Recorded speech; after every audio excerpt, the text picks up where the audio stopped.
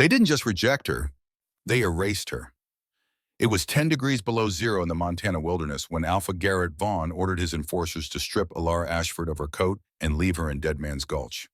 No wolf, no pack, no chance of survival. They laughed as they drove away, convinced the snow would bury their secrets by morning. But they made one fatal miscalculation. They didn't know the territory they dumped her in belonged to the AlphaKing. And he doesn't take kindly to people throwing away what's his, especially when that discarded girl happens to be his destined mate, the last living heir of the Shadowmere bloodline, and the future queen of the entire Northern Coalition. This is the story of how a girl left to freeze became the woman who made winter kneel. November 14th, 2024, 10 o'clock at night, the Silver Pine Ridge packhouse barn smelled like wet hay and fear. Alara Ashford stood on the dirt floor, her worn sneakers caked with mud, her thin frame swimming in an oversized gray hoodie that had belonged to her father. The fabric still carried the ghost of his scent, wood smoke and pine, though Richard Ashford had been dead for 10 years. She was 18 years old today. This was supposed to be the day everything changed, the day her wolf would emerge, the day she would finally belong, the day she could stop being the pack's charity case and become a full member of Silver Pine Ridge. 200 wolves crowded the barn, their breath steaming in the November cold, their eyes reflecting amber and gold in the flickering lamplight. They weren't here to celebrate. They were here to watch her fail. The full moon hung fat and white beyond the barn's broken skylight, a cold disk of light that should have triggered the transformation every 18-year-old wolf experienced. The shift should have been inevitable, written into her DNA, passed down through generations of shifters who had walked this land long before humans built their cities and highways. But Alara stood there completely devastatingly human. No burst of fur, no cracking of bones, no wolf rising to meet the moon's call. Just a small girl with dark hair and pale skin shivering in the Montana night. At the front of the barn, Alpha Garrett Vaughn sat on what he called his judgment seat, a ridiculous velvet-lined chair he'd hauled up from some estate sale in Billings. He was 32, movie star handsome in that sharp, cruel way that certain men weaponize. Square jaw, cold blue eyes like chips of glacial ice, shoulders broad enough to fill a doorway. He'd inherited the alpha position 3 years ago. When his father dropped dead at 57, officially from a heart attack, though, there were whispers about the timing. Convenient timing. Fatal timing for anyone who might have challenged his claim. Beside him stood Vivian Hale, his Luna, and the pack's reigning beauty. 28 years old, all curves and calculated cruelty, she'd shifted at 16 and never let anyone forget it. Tonight she wore a crimson dress that cost more than most pack members earned in a month, her blonde hair falling in perfect waves over bare shoulders. She looked at Alara the way someone might look at a stain on expensive carpet, something distasteful that needed to be removed. "Well, Alara," Garrett's voice boomed across the barn, echoing off the wooden rafters. The crowd went silent. "We're waiting. Where's the beast?" Alara's throat felt like sandpaper. "I don't know." The words came out as a whisper, barely audible. "Please, Alpha Garrett, give me more time. Sometimes late bloomers need." Late bloomers. Vivian's laugh was like breaking glass. She stepped down from the platform and circled Alara slowly, a predator sizing up wounded prey. "Honey, late bloomers shift by 19 at the absolute latest. You're not a late bloomer. You're defective. A genetic dead end." She reached out and ran one perfectly manicured nail down Alara's cheek, pressing just hard enough to draw a thin line of blood. The pain was sharp and immediate, but Alara didn't flinch. She'd learned years ago that flinching only made it worse, that showing weakness was like throwing chum to sharks. The blood ran warm down to her jawline, a single red tear. "You've been eating our food for 10 years. Vivian continued, circling back around to face her, "taking up space in our bunkhouse, breathing our air, using our resources. And for what? To be a human pet, a mascot. We're not a charity, sweetheart. This is a pack. And in a pack, strength is the only currency that matters." The gathered wolves muttered agreement. It was true, and everyone knew it. In the supernatural world, power determined everything: your rank, your safety, your right to exist. If you couldn't hunt, you didn't eat. If you couldn't fight, you didn't survive. And if you couldn't shift, you were nothing, my father. Alara's voice was stronger now, edged with something desperate. She looked past Vivian to Garrett, trying to find some spark of mercy in those ice chip eyes. My father was beta of this pack before he died. Richard Ashford served Silver Pine Ridge for 30 years. He was loyal. He was strong. Out of respect for his memory, for everything he gave to this pack. Your father is dead. Garrett stood up, cutting her off with the finality of a guillotine blade. He died of weakness. A hunting accident, they said. Caught by a grizzly because he was too slow, too careless, too human in the moment that mattered. And now you stand here exhibiting the same pathetic weakness. He descended the platform steps slowly, deliberately, each footfall heavy with alpha authority. When he reached Alara, he towered over her 6'4" of pure dominance. She could smell the expensive cologne he wore, something woody and overpowering, trying to mask the underlying scent of his wolf. And beneath that, something else. Something bitter. Fear. It was just a flash, barely perceptible, the tiniest tension in his jaw when he looked at her. The same tell she'd noticed before years ago, when he'd first started insisting she'd take daily vitamins from Nurse Greta. A tiny muscle twitch that appeared whenever he lied.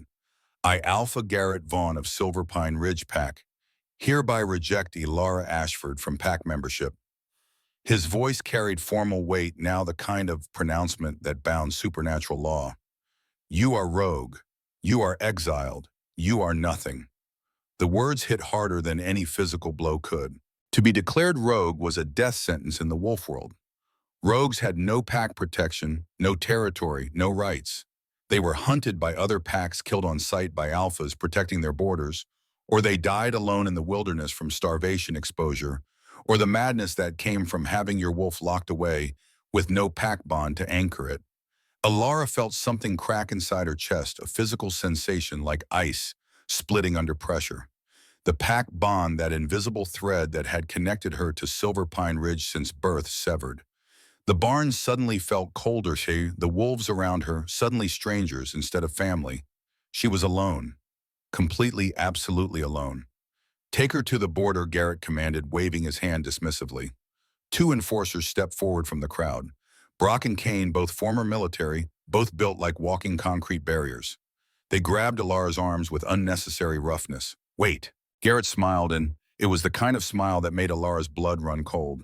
Not the southern border near the highway. Take her to the North Pass. We don't want her lingering around where tourists might find her and ask questions. A ripple of shock moved through the gathered wolves.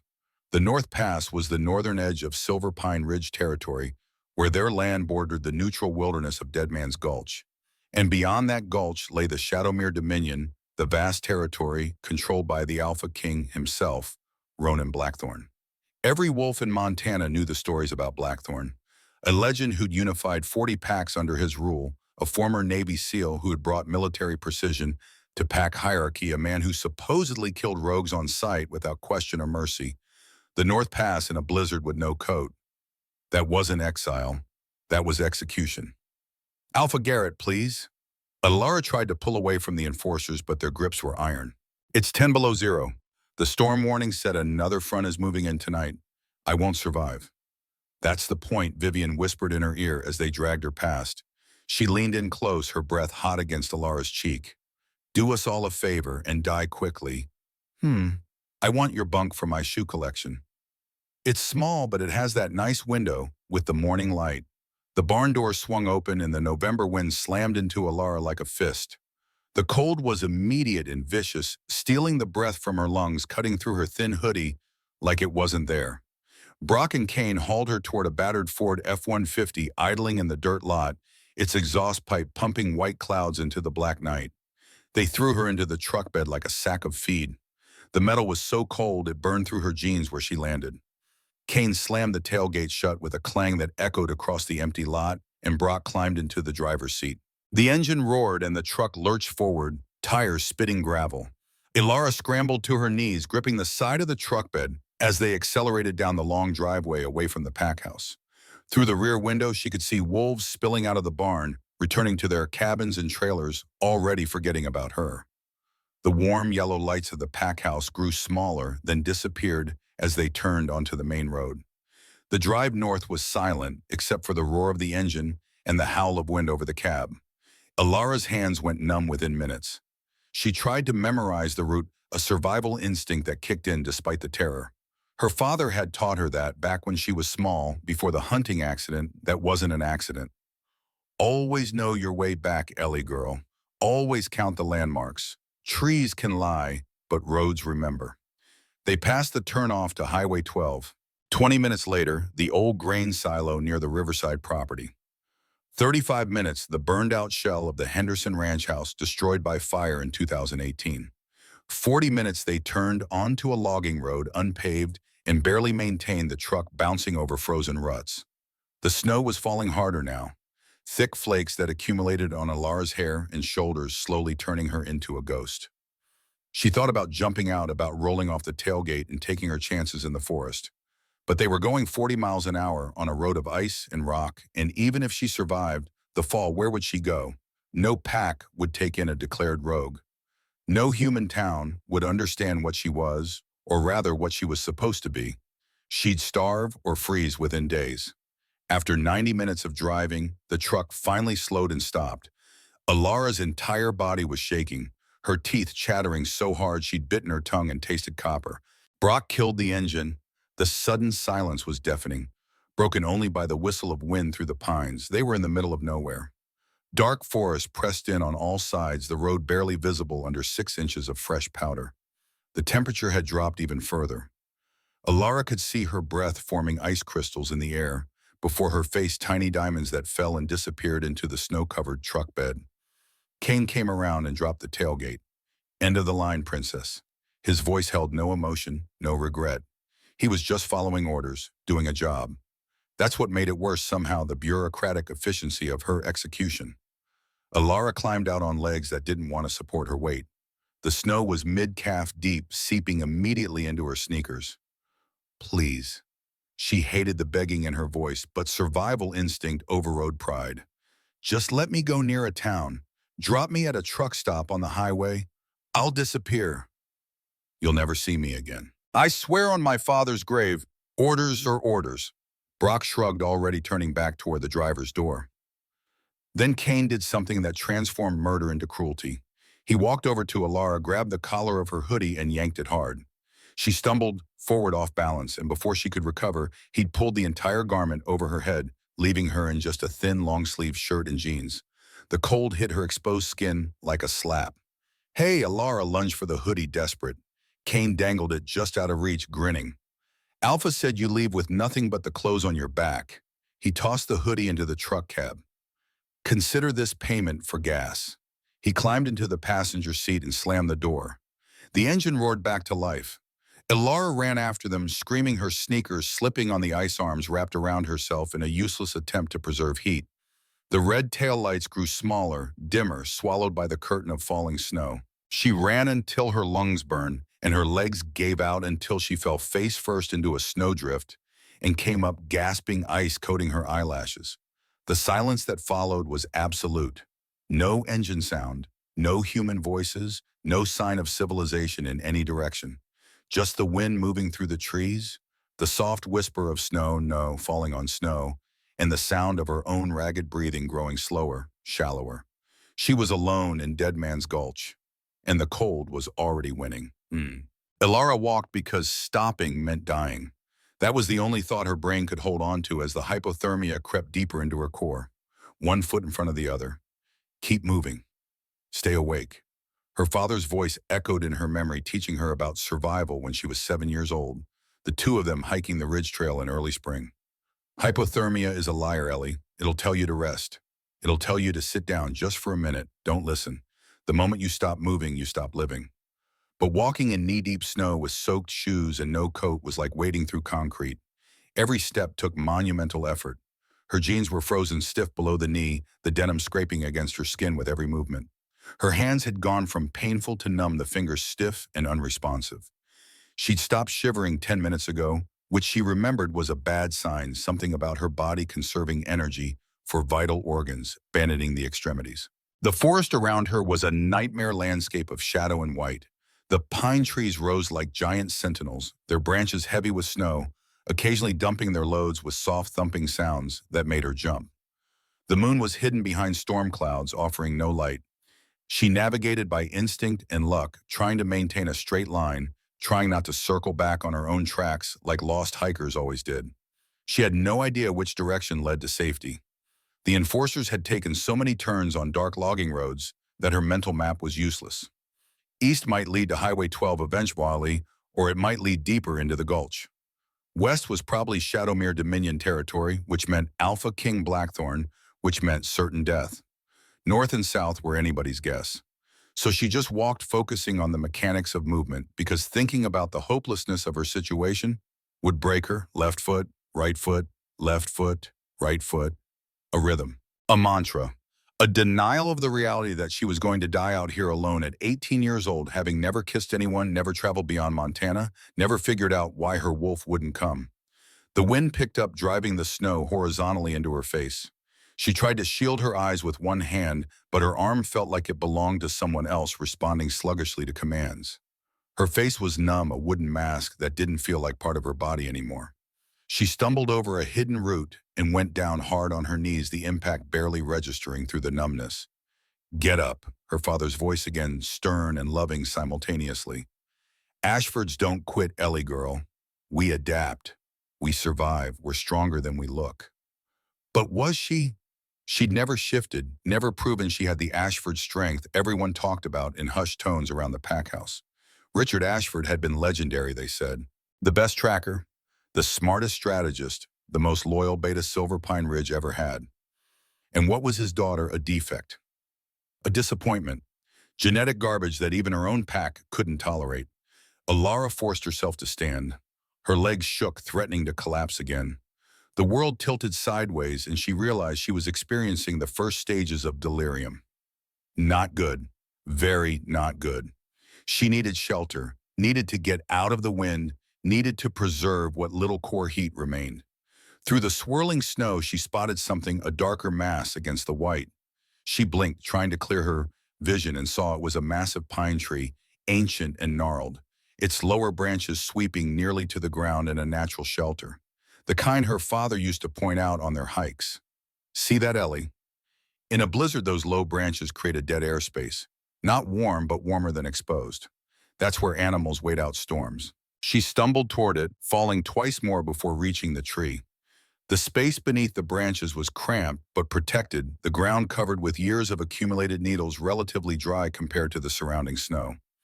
Alara crawled in her body, moving on pure survival autopilot, and curled into the tightest ball she could manage, trying to minimize surface area, trying to trap whatever heat her dying body still generated. The wind howled outside her shelter. Snow accumulated on the branches above, slowly sealing her in a tomb of white and green. She closed her eyes, not sleeping, but not quite conscious, either, drifting in that dangerous gray space between awareness and shutdown. Images floated through her mind.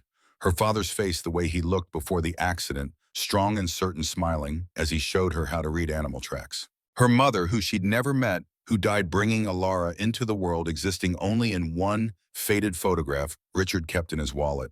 The pack house barn, warm and full of life, forever close to her now. Vivian's cruel smile, Garrett's cold blue eyes, and that tiny jaw twitch that meant he was lying. Wait, that detail snagged in her dimming consciousness. Why would Garrett be nervous when he looked at her? Why would an alpha fear a girl with no wolf? Unless he knew something. Unless there was a reason he'd insisted on those daily vitamins from Nurse Greta starting the year after her father died. Unless the hunting accident wasn't an accident. Unless Alara's eyes flew open. The pieces were there, scattered fragments, that her hypothermic brain was somehow assembling into a pattern. Her father's mysterious death. The immediate implementation of vitamin protocol that no other pack member received. Garrett's father dying suddenly 3 years ago, just as Garrett came of age. That jaw twitch whenever anyone mentioned the Ashford bloodline. Vivian's expensive lifestyle funded by pack resources that were supposed to be communal. They were afraid of something. Afraid of her. But why? She tried to hold on to the thought, but it was slipping away like water through frozen fingers. The cold was too deep now, invasive, shutting down her body system by system. Her heartbeat slowed, the gaps between pulses growing longer. Her breathing became shallow, each breath requiring conscious effort. She felt drowsy, tempted by the warm numbness that promised peace if she just let go, just stop fighting, just sleep. I'm sorry, Dad. The thought drifted through her fading consciousness. I tried. I really tried. But I'm not strong like you. I don't have what it takes. She closed her eyes again. The darkness was welcoming, soft as velvet, promising an end to pain and cold and disappointment. She sank into it, barely aware of her body anymore, becoming one with the frozen forest. Somewhere in the distance, she thought she heard something. A low, mechanical rumble, deep and powerful like thunder, rolling across the earth. But that didn't make sense. There were no roads nearby, no reason for anyone to be driving through Dead Man's Gulch in a blizzard. It was probably a hallucination, her dying brain conjuring phantom rescue. The sound grew louder, accompanied now by something else. A heartbeat. Not her own sluggish, failing heart, but something external, strong and steady, and impossibly loud. It seemed to sync with her dying pulse, as if trying to drag her back from the edge by sheer force of rhythm. Then light, bright and white and piercing through her shelter of pine branches. The mechanical rumble became the unmistakable sound of a powerful vehicle very close, stopping nearby. Doors opened, voices shouted male and urgent, but Alara was too far gone to process it. The darkness had her now, pulling her down into cold and silence. Her last conscious thought was strange and disconnected. The monster found me, after all. At least it'll be quick. Then nothing, just the vast, empty peace of shut down, her body surrendering to the Montana winter that had claimed so many others before her. Ronan Blackthorne hated diplomatic inspection tours, with a passion that bordered on homicidal. He was the AlphaKing of the Northern Coalition, the ruler of 40 packs, spanning Montana, Wyoming, and the Dakota's commander of the most powerful werewolf alliance in North America. He should be in his penthouse office in Billings, handling logistics, training his elite guard, managing the complex political web that held the coalition together. He should not be driving through a godforsaken blizzard in the middle of nowhere just to make token appearances at border pack territories and smile for regional alphas who needed their egos stroked. Sir, the sensors are picking up heavy drift ahead. We should slow down. Cole Reeves spoke from the driver's seat of the armored Cadillac Escalade, his voice calm and professional. Cole was Ronan's head of security, former Marine, and one of the few people on Earth who could suggest caution to the AlphaKing without getting his head bitten off. Literally. Keep the pace. Ronan stared out the window at the white void beyond, seeing nothing but his own reflection in the bulletproof glass. I want to be back at Ironwood Lodge before midnight. This meeting with Silver Pine Ridge can wait until tomorrow. Garrett Vaughn can cool his heels in the guest quarters and learn some patience. Ronan was 45 years old, 6'5" of pure muscle and controlled violence, with black hair silvering at the temples and eyes that shifted between human gray and wolf gold depending on his mood. Right now they were somewhere in between, steel with flecks of amber reflecting his irritation at the wasted evening. He wore an Italian suit that cost more than most pack members earned in a month, but it was built for movement, tailored to accommodate the heavy muscle of a man who could shift into a massive black wolf at will. He'd been AlphaKing for 12 years, taking the position at 33 after his predecessor died in a challenge fight. Since then, he'd transformed the Northern Coalition from a loose alliance of bickering packs into a unified power structure with laws, enforcement, and prosperity that drew wolves from across the country seeking stability. He'd done it with a combination of military precision, learned during his years in naval special warfare, ruthless political maneuvering, and the kind of raw alpha dominance that made other wolves instinctively bare their throats. But for all his power, all his control, all his carefully constructed empire, Ronan had one glaring weakness. He was unmated. 45 years old, biologically in his prime, ruler of hundreds of wolves, and completely alone. No mate bond, no Luna, no partner to share the crushing weight of leadership. His wolf, the massive black beast named Titan, had been growing increasingly restless over the years, pacing inside Ronan's mind like a caged animal searching for something that couldn't be found. The mate bond was supposed to be undeniable when it happened. You'd catch their scent and know instantly, a recognition so deep it bypassed conscious thought and went straight to the soul. The bond would snap into place like a lock clicking home, two halves of one whole finally united. Ronan had smelled thousands of wolves over his lifetime, attended gatherings across 3 continents, met females from every major pack in existence. Nothing, Not even a flicker of interest from Titan. He was starting to suspect his mate didn't exist, that whatever genetic lottery created mate bonds had skipped him entirely. Just another way fate liked to mock him. Give him everything except the one thing that mattered. The convoy consisted of 3 Escalades bulletproof and equipped with run-flat tires carrying Ronan's personal security detail. They maintained formation even on the treacherous, icy logging road, Cole driving the lead vehicle with the precision of someone who'd navigated far worse terrain under enemy fire. Behind them, vehicles 2 and 3 followed at exact intervals their headlights, creating a tunnel of light through the storm. Ronan checked his phone, scrolling through reports. Border skirmishes near the Dakotas. A dispute over hunting rights in Wyoming territory. 3 packs requesting permission to expand their boundaries. An illegal fight ring busted in Helena, humans paying to watch werewolves battle for entertainment. He made notes, delegated tasks, stayed busy because inactivity made him think too much. Suddenly, Titan slammed against the inside of his skull with enough force to make Ronan gasp. The wolf had been dormant, a sleeping presence in the back of his mind, but now it exploded into full consciousness, howling one word that reverberated through every nerve: mate. Stop the car. Ronan's voice wasn't a shout. It was a low, vibrating growl that carried Alpha Command, the kind of order that bypassed free will and hit the wolf brain directly. Cole's foot slammed the brake before his human mind even processed the words. The Escalade skidded on ice, fishtailing briefly before the all-wheel drive caught and brought them to a lurching stop. The vehicles behind them braked hard, their drivers confused but trained well enough not to rear-end the lead car. Sir Cole looked in the rearview mirror, his expression showing the controlled alarm of a soldier who knows something's wrong but doesn't know what. We're in the middle of Dead Man's Gulch. There's nothing out here but bears and ice. Ronan didn't answer. He was drowning in sensation, overwhelmed by a scent that shouldn't exist in this frozen wasteland. It cut through the smell of diesel, the pine sap, the cold sterility of snow, and reached inside his chest to grab his heart.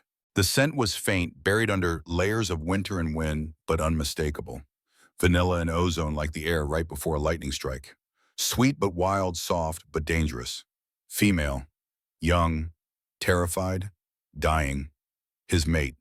His mate was here somewhere in this forest, and she was fading. I said stop. Ronan already had the door open before the vehicle had completely halted the blizzard assaulting him with wind and ice. He didn't feel the cold. His wolf had taken over, completely superhearing primal instinct, overriding human logic with the singular imperative to find her, protect her, save her. Alpha? Wait, Cole was scrambling out of the driver's seat, drawing his sidearm on instinct. The security detail from the other vehicles was deploying, forming defensive positions, scanning for threats. They couldn't understand what was happening, couldn't smell what Ronan smelled, couldn't feel the mate bond trying to establish itself across the distance. Ronan didn't wait for them. He vaulted over the guardrail and plunged into the deep snow of the forest line, moving with speed and power that defied human physics. He wasn't running like a man. He was hunting like his wolf, following the scent thread that was already fading, already dying, already slipping away from him, just as he'd found it. No. The word was a snarl, a rejection of reality, a refusal to accept loss. Titan howled inside his mind, a sound of pure anguish and rage. Not now. Not when we finally found her. She cannot die. We will not allow it. Ronan tore through frozen brambles that shredded his expensive suit pants, crashed through drifts that would have swallowed a normal man, used preternatural strength to move trees that blocked his path.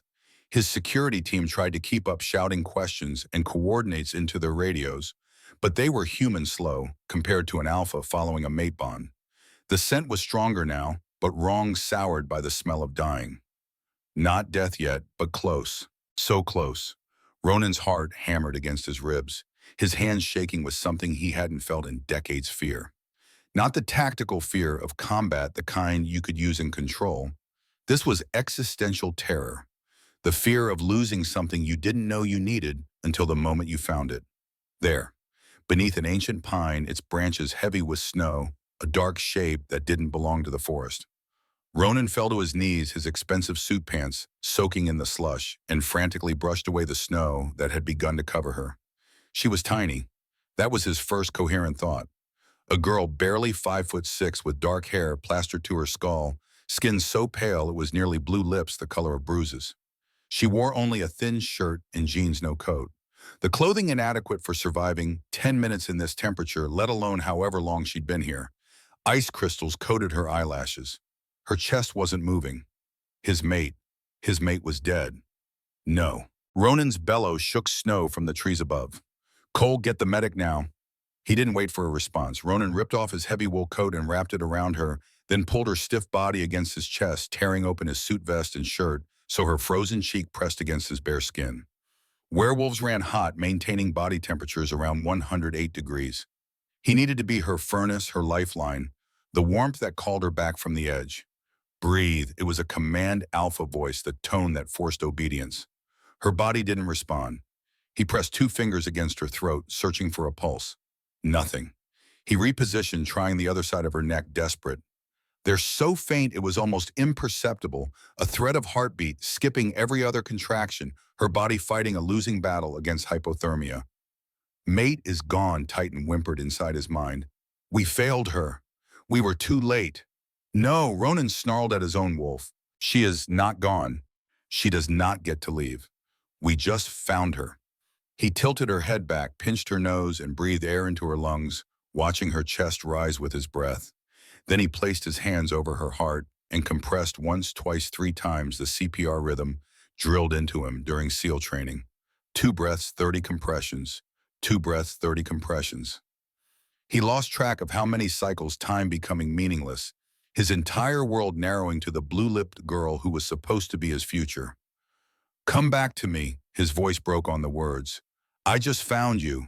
You do not get to die. Come back. He felt it then, a flutter against his palm. A heartbeat weak and thready, but there. Her chest moved on its own, a shallow breath, then another. Not strong, not stable, but alive. Barely, impossibly alive. Sir. Cole appeared at his side holding a trauma kit, his eyes wide at the scene before him. Is she? She's alive. Ronan's voice was rough, his throat tight with emotions he didn't have names for. But barely. Get Dr. Merrick on the radio. Tell him we have a critical hypothermia case, probable stage 3, female approximately 18 years old. Tell him to prep the medical wing at Ironwood Lodge. Tell him if she dies, I will burn the entire facility to the ground with him in it. Cole's face went pale, but he nodded and pulled out his radio. In the distance, the rest of the security team was crashing through the forest toward them, flashlight beams cutting through the dark. Ronan gathered the girl into his arms, stood, and started walking back toward the road. She weighed nothing, a fragile bundle of bones and frozen flesh, her dark hair falling over his arm like a silk curtain. This close, even through the smell of hypothermia and fear, he could detect her underlying scent. Vanilla and ozone, yes, but also something else. Something ancient and powerful that made Titan go very still inside his mind. This girl wasn't just his mate. She was something more, something that had been hidden, suppressed, buried deliberately. He could smell it in her blood, could sense it in the way his wolf responded to her presence. This was old bloodline, royal bloodline, the kind that hadn't walked the earth in generations. Who are you? Ronan whispered, looking down at her unconscious face as he carried her through the forest. What are you and who tried to kill you? Because that's what this was. The missing coat, the inadequate clothing, the location deep in Dead Man's Gulch, far from any packed territory or human settlement. This wasn't an accident or bad luck. This was deliberate. Someone had dumped her here to die. Someone had tried to murder his mate. And when Ronan found out who, when he discovered which pack had thrown away this precious girl like garbage, he was going to show them exactly why alphas feared the AlphaKing. He was going to teach them that some mistakes you don't get to walk away from. The convoy was in chaos when they reached the road security personnel, forming a perimeter. Cole barking orders into his radio, the medical specialist from Vehicle 3, already preparing the interior of the lead Escalade for emergency transport. Ronan climbed in, still holding the girl against his chest, unwilling to let her go, even as the medic tried to work. We need to get her flat, start an IV, check her vitals, do it around me. Ronan's tone left no room for argument. She stays against my skin. My body heat is the only thing keeping her alive right now. The medic nodded, recognizing the futility of arguing with an alpha in protective mode, and worked as best he could in the cramped space. IV line in her arm, oxygen mask over her face, thermal blankets piled on top of Ronan's coat. Her core temperature when they finally got a reading was 78 degrees, critical, potentially fatal. Most humans didn't survive anything below 82, but she wasn't fully human. Ronan could sense the dormant wolf inside her locked away somehow, suppressed by something artificial and cruel. That wolf, sleeping or silenced, was the only reason she'd survived this long.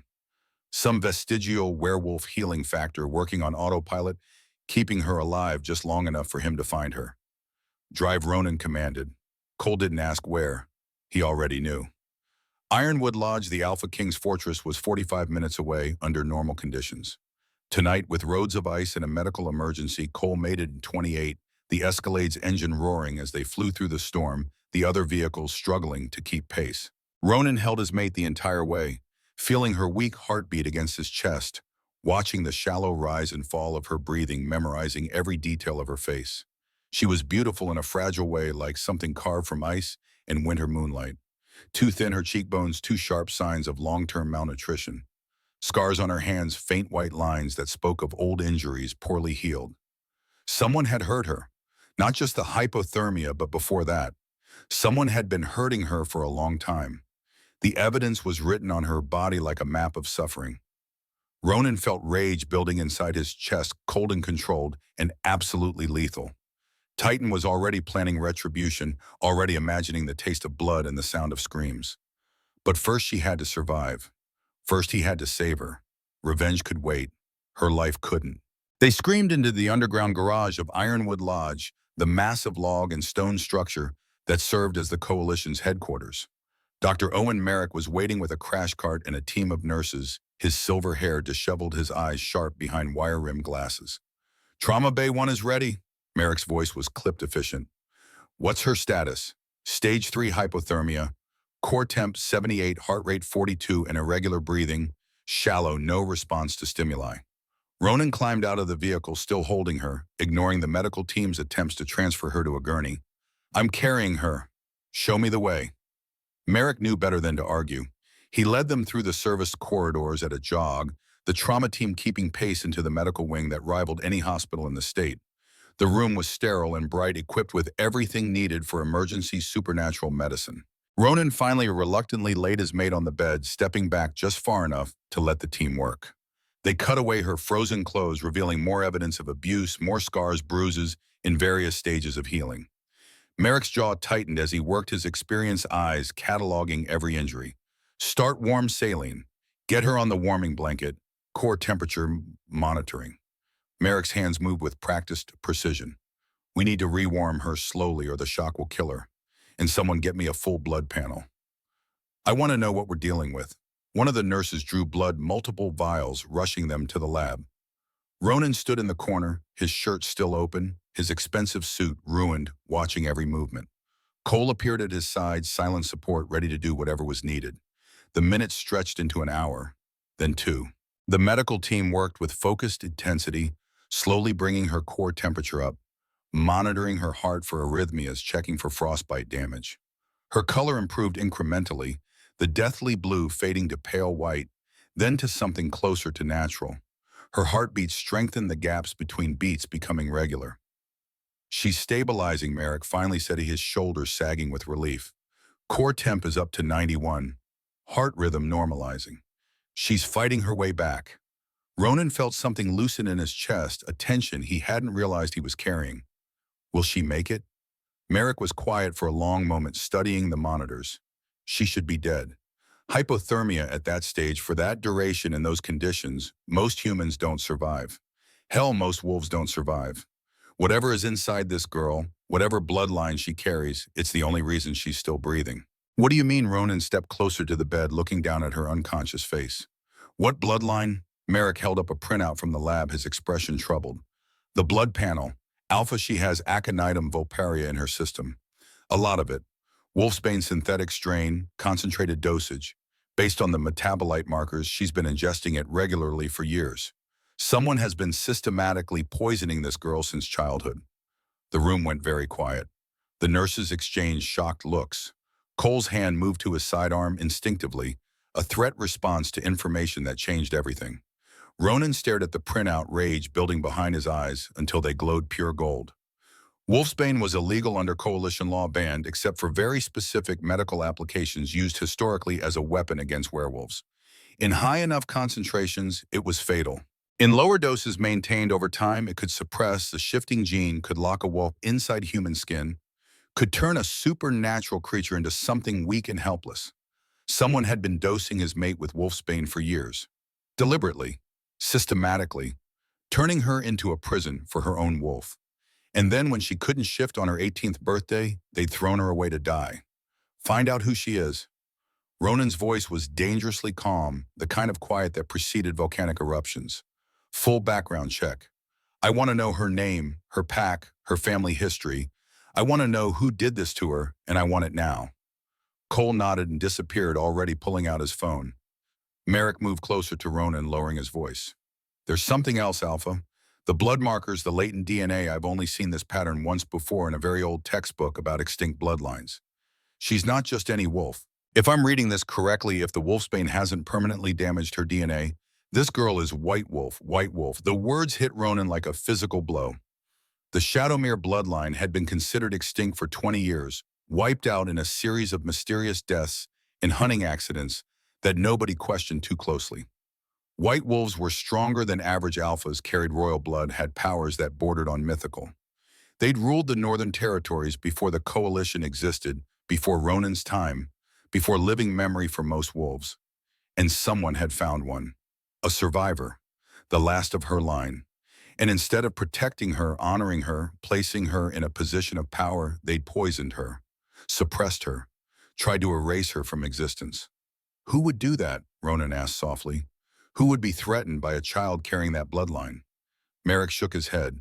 Anyone who wanted to maintain power without challenge. Anyone who knew that a white wolf, when she came into her full strength, could rival even an AlphaKing. Anyone who wanted her heritage eliminated before she could claim it. The pieces were assembling in Ronan's mind, a conspiracy forming from fragments of evidence, an illegal dumping in Dead Man's Gulch, long-term wolfsbane poisoning, a girl with royal blood hidden and suppressed. This wasn't random cruelty. This was calculated genocide. And whoever orchestrated it had just made the fatal mistake of throwing away Ronan's mate. He would find them. He would learn their names, their ranks, their justifications. He would drag them before the Coalition Council and make them answer for every scar on her skin, every year stolen from her life. And then when justice had been served through proper channels, when the law had done its work, he would let Titan loose. Because some crimes demanded more than tribunals. Some crimes required teeth and blood, in the kind of primal retribution that reminded everyone why alphas were feared. But first she needed to wake up. First she needed to survive. First Ronan needed to see her eyes open and hear her voice and know that his mate, his queen, the girl he'd spent 45 years waiting for, was going to live. He pulled a chair next to her bed and sat down, taking her hand carefully, mindful of the IV line. Her fingers were still cold, but warming, slowly returning to life. He held on and waited, patient as a hunter, while the girl who would change everything fought her way back from death. Outside, the blizzard continued to rage. Inside Ironwood Lodge, the AlphaKing kept vigil over a girl who didn't know she was destined to be his queen. And in the shadows, whoever had tried to kill her had no idea that their time was running out, measured in hours counted down to retribution. The storm was just beginning. 3 days of darkness.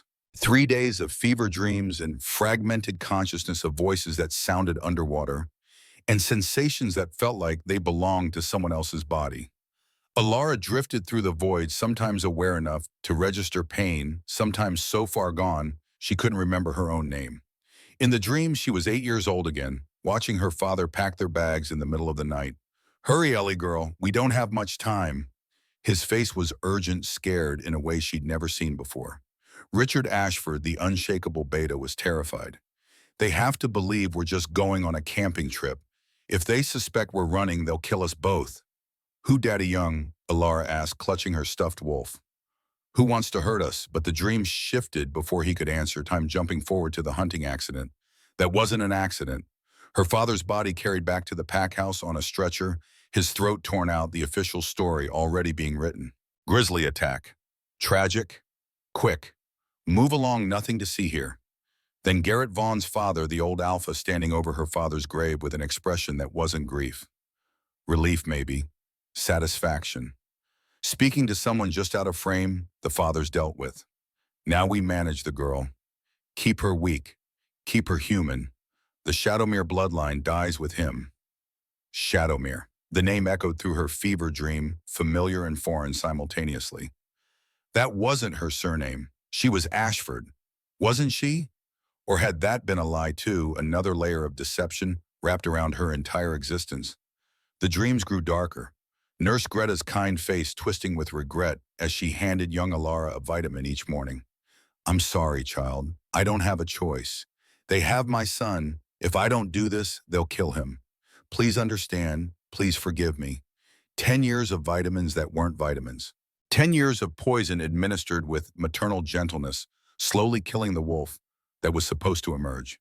10 years of being told she was defective when she was actually being murdered one dose at a time. The fever dreams shattered into moments of half-awareness. Strong arms carrying her. A deep voice speaking words she couldn't process but felt in her bones.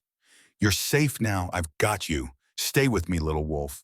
The voice was anchor and command, simultaneously dragging her back from the edge every time that she tried to slip away into permanent darkness. Sometimes she surfaced enough to feel things.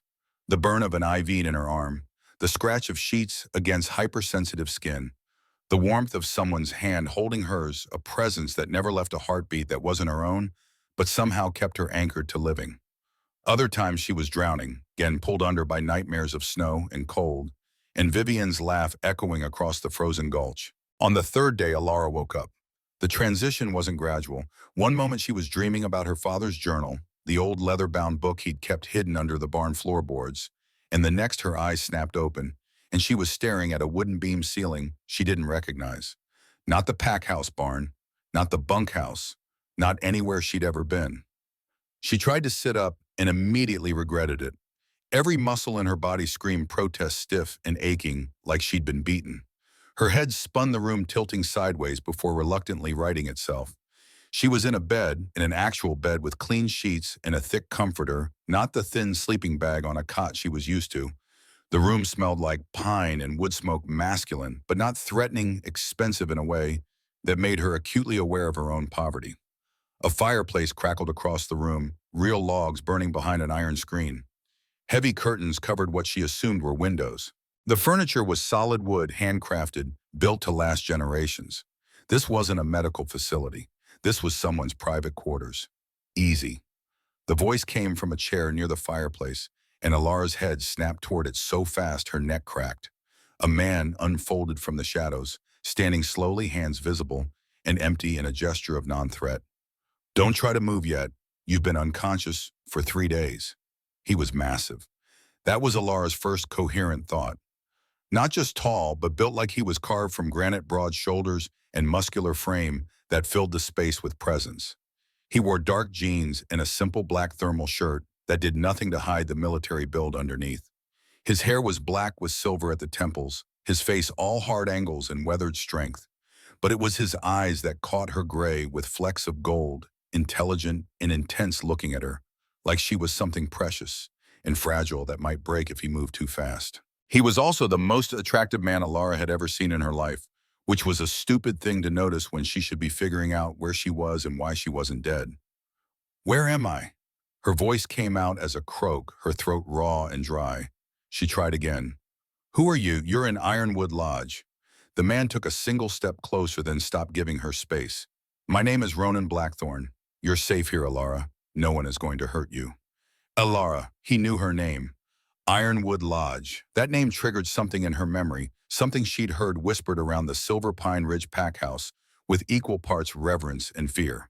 Ironwood Lodge was the headquarters of the Northern Coalition, which meant this man, this Ronan Blackthorne, was "You're the AlphaKing."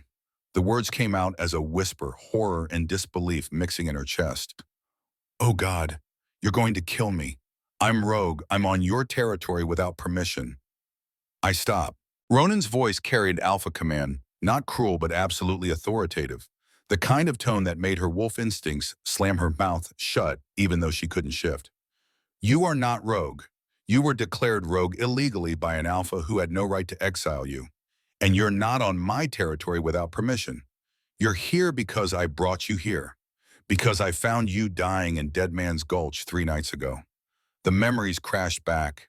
The rejection ceremony, Brock and Kane throwing her in the truck, the long drive into the wilderness, the theft of her hoodie, the cold, the endless killing cold, walking until she couldn't walk anymore, the pine tree shelter, closing her eyes and accepting death. I should be dead. Alara looked down at her hands, flexing fingers that should have been blackened with frostbite. She was wearing clean clothes, soft cotton pajamas that definitely weren't hers. Someone had bathed her, changed her, cared for her while she was unconscious. The thought made her feel vulnerable in a way that had nothing to do with physical weakness. Yes, Ronan's jaw tightened, a muscle jumping beneath the skin. You should be dead. Stage 3, hypothermia, core temperature, 78 degrees, no heartbeat when I found you. By every medical standard, you shouldn't have survived. But you did. Why? Alara met his eyes, searching for the trap, the cruelty, the inevitable betrayal. Nothing in her life had prepared her for kindness from alphas. Why would you save me? I'm nothing. I'm nobody. I don't even have a wolf. I'm just a defective human that my pack threw away. Something dangerous flashed in Ronan's eyes, a glimpse of the predator beneath the controlled surface. You are not defective. You are not nothing. And whoever told you that you don't have a wolf was lying. He moved closer to the bed, not threatening but deliberate, and Alara caught his scent for the first time. Pine and leather and something darker like smoke from a winter fire. It hit her nervous system like an electric shock, familiar and foreign, and completely overwhelming. Her body responded without her permission, relaxing muscles she hadn't realized were tensed, leaning slightly toward him, as if pulled by invisible strings. What are you doing to me? She pressed back against the headboard, frightened by her own response. Why do you smell like that? Ronan smiled, but it wasn't cruel. It was hate and hopeful and complicated in ways Alara didn't have the experience to interpret. Because you're my mate, Alara. That's why I could find you when no one else would have. That's why my wolf led me straight to you in the middle of a blizzard.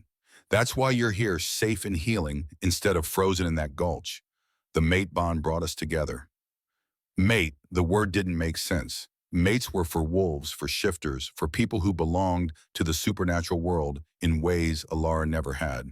You can't be my mate. I'm human. I can't shift. You're not human, Ronan interrupted gently. And you can shift. Your wolf is inside you, has been your whole life. She's just been locked away. He pulled something from his pocket, a folded piece of paper, and handed it to her. Alara took it with shaking hands, unfolding what turned out to be a lab report dense with medical terminology she didn't understand. But some words jumped out clear and damning: aconitum vulparia. Chronic exposure. Therapeutic levels maintained for approximately 10 years. Suppression of lycanthropic gene expression. What is this? But even as she asked, pieces were clicking together in her mind. The vitamins. Nurse Greta's guilty face. Garrett's nervousness whenever anyone mentioned her father. It's proof that you've been poisoned since you were 8 years old. Ronan's voice was quiet but edged with barely controlled rage. Someone has been feeding you wolfsbane for a decade, Alara. Deliberately suppressing your wolf. Preventing your shift, keeping you weak and human. This wasn't an accident or bad luck. This was attempted murder. Slow, calculated, and sustained over years. The room tilted again, but this time it wasn't from physical weakness. Alara's entire understanding of her life was cracking reality, reorganizing itself around this new information. She wasn't defective. She was sabotaged. She wasn't weak. She was actively being kept weak. Her father's death, the vitamins, the rejection, the dumping in the snow, it was all connected, all part of some conspiracy she was only beginning to understand. Why? Her voice broke on the word. Why would they do this to me? I'm nobody. I'm just the daughter of a dead beta. What possible threat could I be? Ronan sat down on the edge of the bed, close enough that she could feel his body heat, far enough that she didn't feel trapped. That's what we need to figure out. But Alara, I don't think your father was just a beta. I think he was hiding something. Something important enough that someone killed him for it and spent 10 years making sure his daughter never discovered her heritage. Heritage. The word from her fever dreams. Shadowmere. Alara closed her eyes, reaching for fragments of memories she wasn't sure were real. There's a journal. My father kept a journal. He hid it under the floorboards in the barn third board from the wall near the tack room. If there are answers, they're in that journal. When she opened her eyes, Ronan was staring at her with an expression she couldn't read. How do you know about the journal if it was hidden? I just remembered. Alara shook her head, frustrated by her own confusion. Or maybe I always knew. He showed me once when I was little. Made me promise never to tell anyone, never to look at it unless something happened to him. After he died, I was too scared. The new Alpha moved me out of our cabin into the bunkhouse. I never had a chance to go back for it. Ronan pulled out his phone and typed rapidly. Within seconds, he had it to his ear. Cole, I need a retrieval team ready in 30 minutes. Silver Pine Ridge Territory covert operation. There's a journal hidden in their pack house barn, third floorboard from the wall near the tack room. Get it and get out without being seen. He paused, listening. I don't care if it's technically theft. That journal belongs to Alara, and her pack forfeited their property rights when they tried to murder her. Get it done. He ended the call and looked back at Alara. My head of security, Cole Reeves, former Marine best tactical operator in the coalition. If that journal exists, he'll get it. Just like that, Alara couldn't keep the disbelief from her voice. You're sending your people to steal from an Alpha's territory because I mentioned a maybe journal from a maybe memory. Not stealing, recovering. And yes, just like that. Ronan's eyes met hers, intense and unwavering. You're my mate, Alara.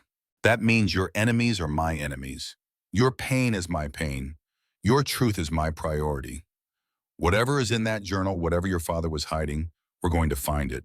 And then we're going to make everyone who hurt you answer for it.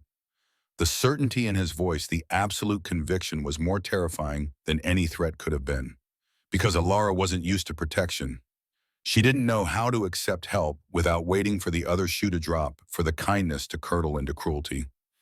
Every instinct screamed at her to mistrust this, to find the trap, to protect herself before the inevitable betrayal. But her body betrayed her. When Ronan reached out and took her hand, that same electric sensation rolled up her arm, warm and right and undeniable. The mate bond, if that's what this was, didn't care about her trust issues or her survival instincts. It recognized him as hers with a certainty that bypassed logic. I don't know how to do this, she whispered. I don't know how to trust you. Everyone who was supposed to protect me either died or tried to kill me. I don't know how to believe this is real. Ronan squeezed her hand gently. Then don't trust me yet. Trust yourself. Your instincts brought you this far, kept you alive through things that should have killed you. Listen to what your gut tells you. If I'm lying, if this is a trap, your wolf will know. Can you feel her, Alara, deep inside, past the years of poison? Can you sense her? Alara closed her eyes and tried. At first, there was nothing, just the empty space where her wolf should have been. But then, so faint she might have imagined it, she felt something. A presence, a consciousness that wasn't quite her own, but was part of her. Sleeping, not dead, caged, not absent. And that presence that locked away wolf was straining toward Ronan like a flower turning toward the sun. She feels you, Alara admitted, opening her eyes. I don't understand how or why, but she knows you. She wants you, Ronan finished. She wants you to trust me because mates protect each other. It's written into our DNA, Alara. I literally could not hurt you if I tried. The bond won't allow it. A knock at the door interrupted them. Ronan called permission to enter, and a silver-haired man in a white coat stepped inside carrying a medical tablet. He looked to be in his late 50s, with kind eyes behind wire-rimmed glasses and the air of someone who'd seen everything and been surprised by very little. Miss Ashford, the man nodded to her respectfully. I'm Dr. Owen Merrick, the Coalition's chief physician. I'm glad to see you awake. How are you feeling? Like I got hit by a truck, then frozen, then thawed. Alara attempted a weak smile, so pretty much like you'd expect. Merrick chuckled, but his examination was thorough and professional. He checked her vitals, examined her fingers and toes for frostbite damage, asked questions about pain levels and mobility. Finally, he stepped back, consulting his tablet. You're healing remarkably well. No permanent tissue damage, no neurological deficits from the hypothermia. Your werewolf healing factor kicked in once we got the wolfsbane out of your system. He looked at Ronan. She's cleared for light activity. No shifting attempts yet, not until we've confirmed the detox is complete. But she can walk, eat solid food, start building her strength back. How long until the poison is completely gone? Alara asked. How long until I can try to shift? Merrick hesitated, exchanging a look with Ronan. That's complicated. The wolfsbane has been in your system for 10 years, Miss Ashford. We've flushed the active compound, but the metabolites have built up in your tissues, your bone marrow, your nervous system. Full detox will take time, and it won't be pleasant. Define not pleasant. Ilara had learned to read medical euphemisms during her years of pack life. Not pleasant usually meant agonizing. You'll experience withdrawal symptoms, fever, shaking, nausea, hallucinations. Your body will be relearning how to be what it was always meant to be. The process can take anywhere from 1 to 3 weeks, and there's no way to accelerate it without risking permanent damage to your shifting ability. Merrick's expression was sympathetic. I won't lie to you, it's going to be the hardest thing you've ever endured. But at the end of it, your wolf will be free. When do we start? Ilara surprised herself with the firmness in her voice. The broken pack, Omega would have begged for more time, more preparation. But something had shifted during her near-death experience. She'd walked to the edge of existence and stepped back. What was a few weeks of pain compared to that? You're sure? Ronan studied her face. We can wait. Give you time to process everything. I've waited 10 years, Ilara met his eyes. 10 years of poison. 10 years of being told I was broken. 10 years of watching other wolves shift while I stayed human and useless. I don't want to wait anymore. I want my wolf back. I want to know what I'm supposed to be. Ronan smiled, and this time it reached his eyes, transforming his face from intimidating to devastating. Then we start tonight. Merrick set up the medical suite, full monitoring, round-the-clock support, and clear my schedule for the next 3 weeks. Alpha, you have the territorial summit in Wyoming, the tribunal hearings for the Idaho packs. Cancel them. Ronan's tone left no room for argument. Reschedule everything. My mate needs me, and that takes precedence over politics. The coalition can wait. She can't. Merrick nodded and left, closing the door quietly behind him. Ronan turned back to Ilara, taking both her hands this time, his thumbs rubbing gentle circles on her palms.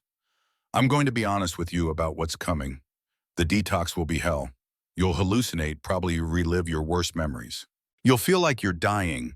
There will be moments when you'll beg me to make it stop, to give you the wolfsbane back, just to end the pain. And I won't. I'll hold you through every second of it, but I won't stop the process, because on the other side of that pain is freedom, is power, is the real you, the one that's been locked away since you were 8 years old. Can you do this, Ilara? Can you trust me to be your anchor through the storm? Ilara thought about her father, about the journal she'd been too afraid to retrieve, about 10 years of poison and lies. She thought about Garrett's jaw twitch and Vivian's cruel smile and the feeling of snow against her skin as she waited to die. She thought about the wolf she'd felt inside, sleeping and caged and desperate to be free. Yes, the word came out strong and clear. I can do this. I want to do this. Then let's get started. Ronan stood, pulling her gently to her feet. Her legs were shaky but held. Together, they walked toward the door, toward the medical suite, toward the pain that would break her down so she could build herself back up into something stronger. Ilara didn't know what she would become when her wolf finally emerged. But she knew one thing with absolute certainty: the girl who had been left to freeze in Dead Man's Gulch was gone. Whoever came out of this detox, whoever she was meant to be, would make sure that Garrett Vaughn and everyone who helped him regretted the day they decided to bury the Shadowmere bloodline. They thought they were eliminating a threat. They were actually creating one. And she was going to make sure they understood the difference. The detox suite was located in the medical wing of Ironwood Lodge, a private room with monitoring equipment, a hospital bed, and enough space for Ronan to maintain his vigil. They'd cleared out everything that could be broken during thrashing episodes and padded the sharp corners. It looked like a cage designed to look like a bedroom, and Ilara supposed that's exactly what it was. Dr. Merrick explained the process while hooking her up to monitors. We'll track your vitals constantly: heart rate, blood pressure, temperature, brain activity. If anything becomes life-threatening, we can intervene. But short of that, we let the process run its course. Your body knows how to purge the wolfsbane. We just need to keep you alive while it does. How bad will it get? Ilara asked, watching the monitors light up with her baseline readings. Her heart rate was already elevated, anxiety making the numbers climb. Merrick was quiet for a moment, choosing his words carefully. The worst detox case I ever treated, the patient described it as feeling like their skin was being peeled off from the inside. They said they could feel their bones trying to break and reform their organs, reshaping their entire body, rejecting the human form it had been forced into. And that patient had only been on Wolfsbane for 2 years. You've been on it for 10. Alara felt the blood drain from her face. So what you're saying is it's going to be worse, a lot worse. Probably, but Merrick's expression held something like respect. You survived hypothermia that should have killed you. You survived a decade of systematic poisoning. You survived your own pack, trying to erase you. If anyone can survive this, it's you. Ronan appeared in the doorway carrying blankets, pillows, and a duffel bag. He'd changed into sweatpants and a t-shirt, comfortable clothes for a long haul. I'm staying. Before Alara could protest, he held up a hand. Non-negotiable. You don't go through this alone. You're the AlphaKing, Alara gestured at the monitoring equipment the medical setup. Don't you have more important things to do than babysit someone through detox? No. The single word carried absolute conviction. There is nothing more important than this, than you. The certainty in his voice made something crack in Alara's chest, a wall she'd built around herself for protection. She'd spent 10 years believing she was worthless, that her existence was a burden, that nobody would choose her if they had any other option. And here was the most powerful alpha in North America, casually rearranging his entire schedule to sit with her through withdrawal. Thank you. The words felt inadequate, but they were all she had. Ronan set up his makeshift camp in the corner, close enough to reach her quickly, but far enough to give her space. The first few hours were almost anticlimactic. Alara felt tired, slightly nauseous, but nothing she couldn't handle. She dozed on and off, aware of Ronan's presence like a warm weight at the edge of her consciousness. Then around midnight, the real detox began. It started as a fever, her temperature spiking to 104 within minutes. Alara threw off the blankets, her skin burning, sweat soaking through her hospital gown. Ronan was there immediately with cold compresses, pressing them against her forehead, her neck, her wrists. I'm so hot. Alara's teeth chattered despite the fever, her body's temperature regulation completely haywire. Why is it so hot in here? It's 65 degrees. Ronan's voice was steady, grounding. It's your body fighting. Just breathe. Focus on my voice. But focusing became impossible as the hallucination started. The medical suite melted away, replaced by the Silver Pine Ridge barn, and Alara was 8 years old again, watching her father pack their bags. We have to run, Ellie, tonight. They know what you are. They know what your bloodline means. If we stay, they'll kill us both. Daddy, don't go. Young Alara clung to his leg, desperate. Please don't leave me alone. But he did leave. The scene shifted, jumped forward, and she was standing over his body in the woods, his throat torn out, his eyes staring at nothing. The old Alpha Garrett's father stood nearby with blood on his claws. Tragic accident. Such a shame. At least we have his daughter. We can mold her, shape her, make sure she never becomes what he was trying to prevent. The hallucination shattered, reformed. Now Alara was 12 and Nurse Greta was forcing a vitamin down her throat while she struggled. I'm sorry, child, I'm so sorry. But they have my son. If I don't do this, they'll kill Tommy. Please understand, your life for his. It's not a choice. Then she was 18, standing before the pack, failing to shift while Vivian laughed. Defective little Omega. Genetic waste. You should have died with your father. Let me fix that mistake. The cold. God, the cold. Alara was back in the snow, her body shutting down, ice forming in her veins. This was where she belonged. Dead in the gulch. Food for scavengers. Another disappeared wolf that nobody would remember. Another Alara come back. Ronan's voice cut through the hallucination like a knife. He was leaning over her, his hands framing her face, his eyes glowing gold. You're safe. You're in Ironwood Lodge. The memories can't hurt you anymore. But they could. They were.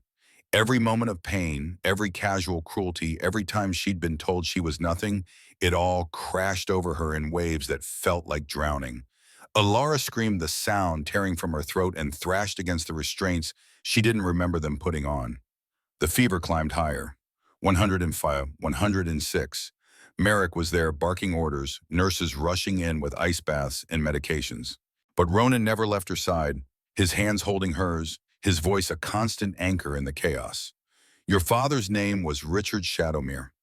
Ronan spoke clearly, cutting through her delirium. He was the last of the White Wolf bloodline, and he loved you more than anything.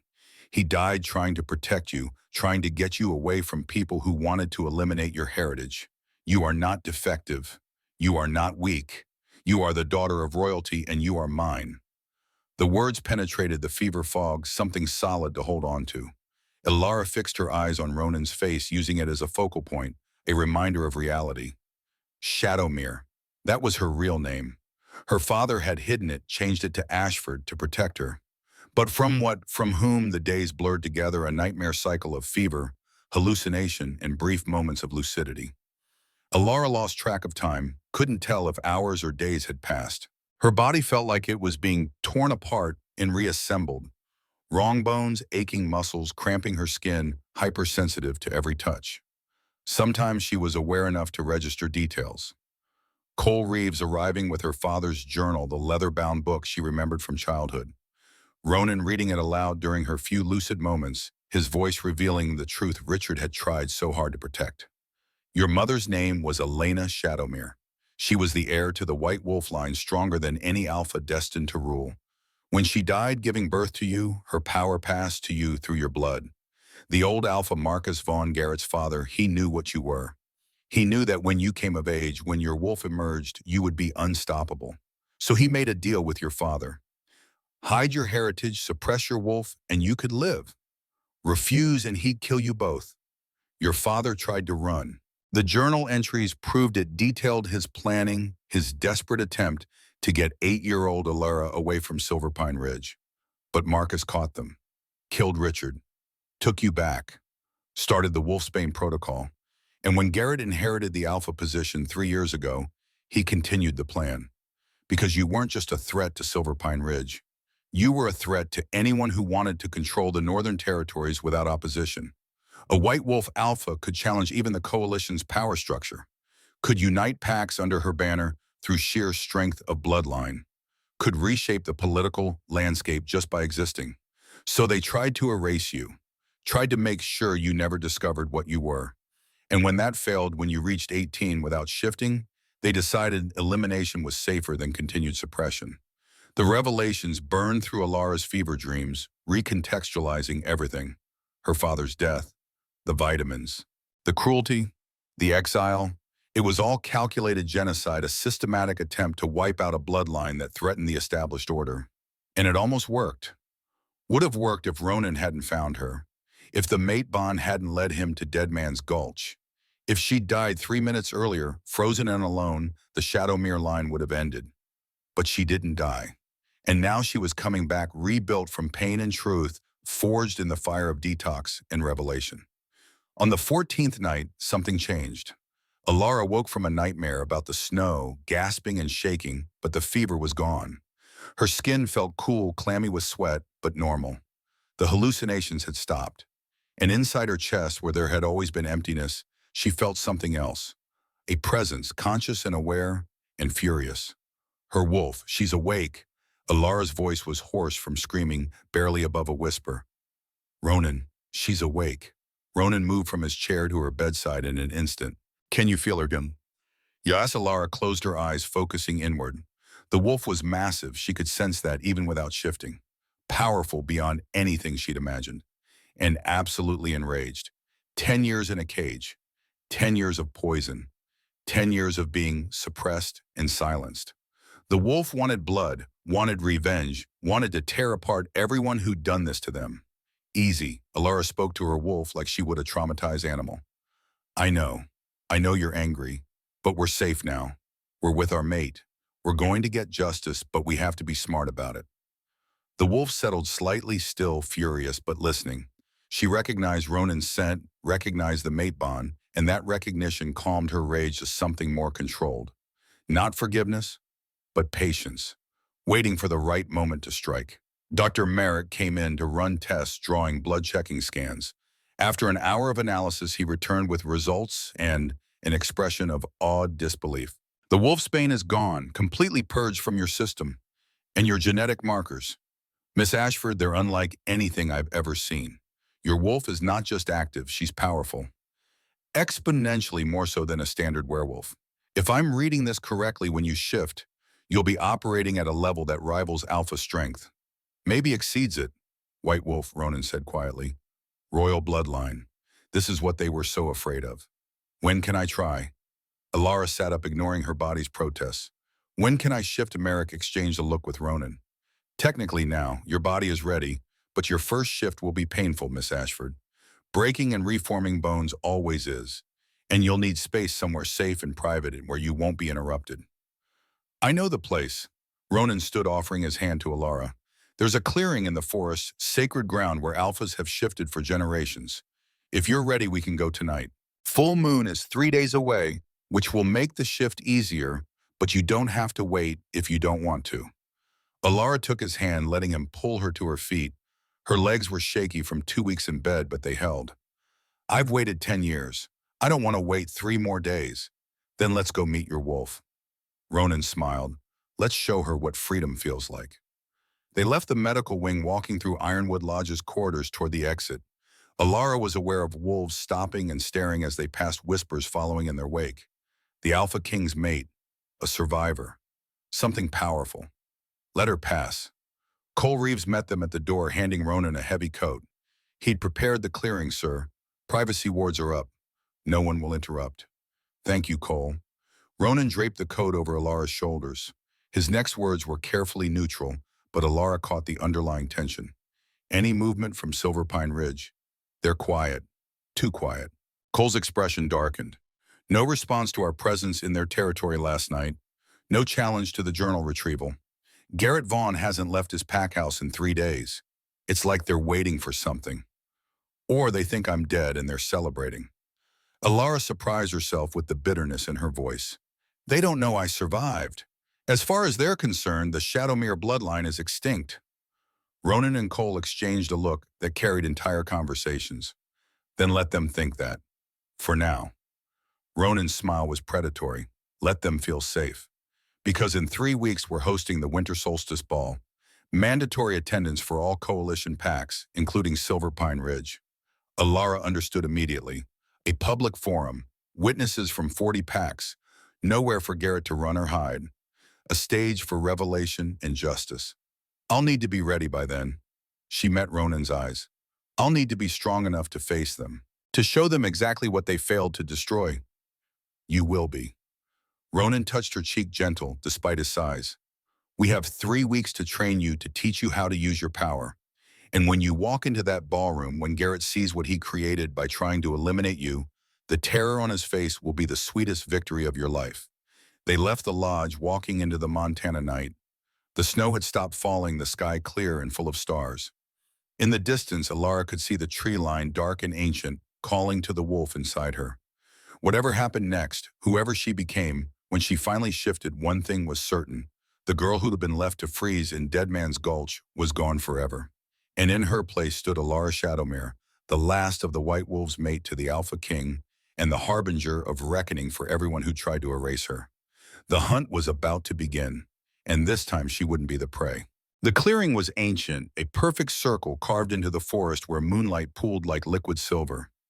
Trees ringed the space, their branches forming a natural cathedral, and the ground was covered in snow that somehow looked softer here, untouched by the violence of the world beyond.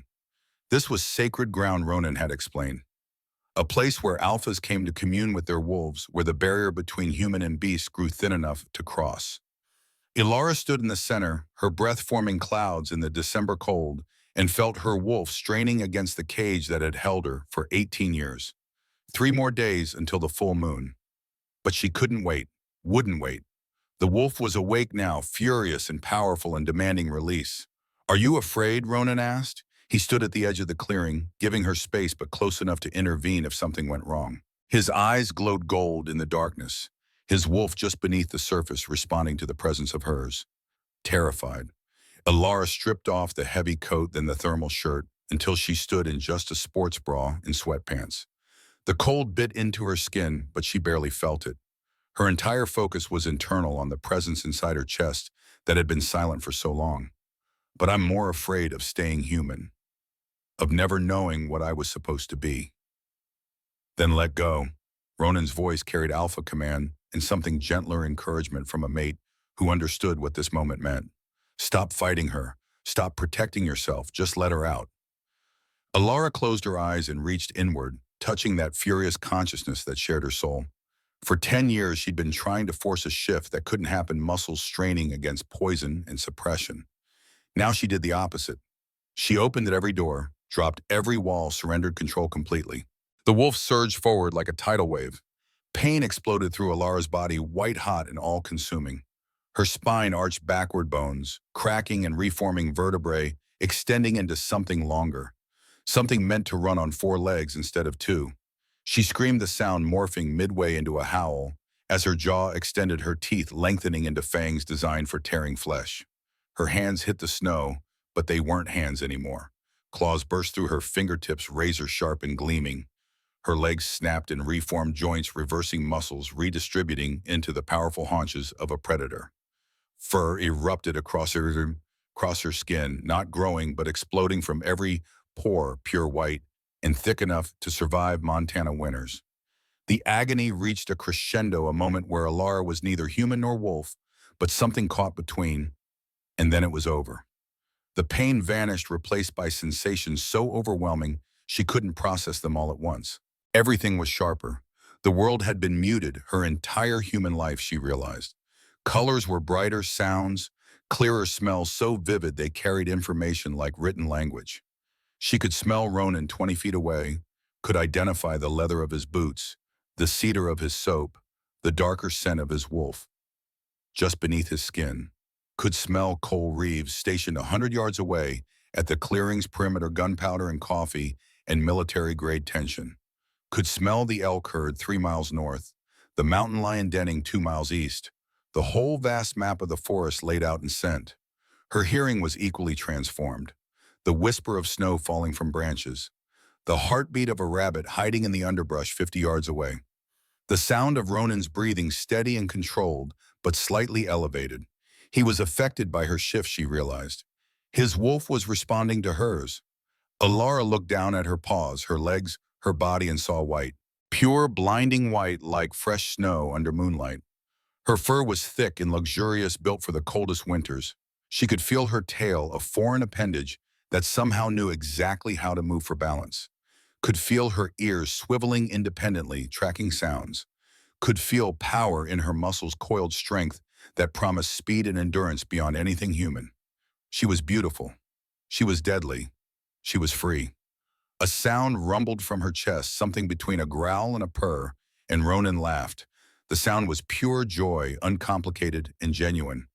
There she is. He stepped into the clearing and his shift was seamless, practiced over decades.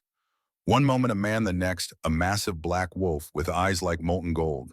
His wolf titan was enormous, built like a tank with scars on his flanks that spoke of battles won. An AlphaKing in wolf form, dominant and powerful and absolutely lethal. But when Titan looked at Alara, when their eyes met across the clearing, he did something that made her wolf's heart stutter. He lowered his head, ears back, tail down. A gesture of submission from the most powerful alpha in North America. Because she wasn't just powerful, she was more powerful than him. The White Wolf bloodline hadn't been legend or exaggeration.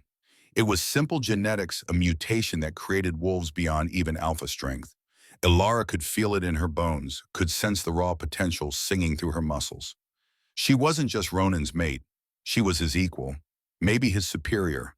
The realization should have been terrifying. Instead, it felt right, like a key turning in a lock, like coming home after years of exile. Alara took a tentative step forward, testing her new body. Her legs moved smoothly, instinct guiding her even though she'd never walked on 4 legs before.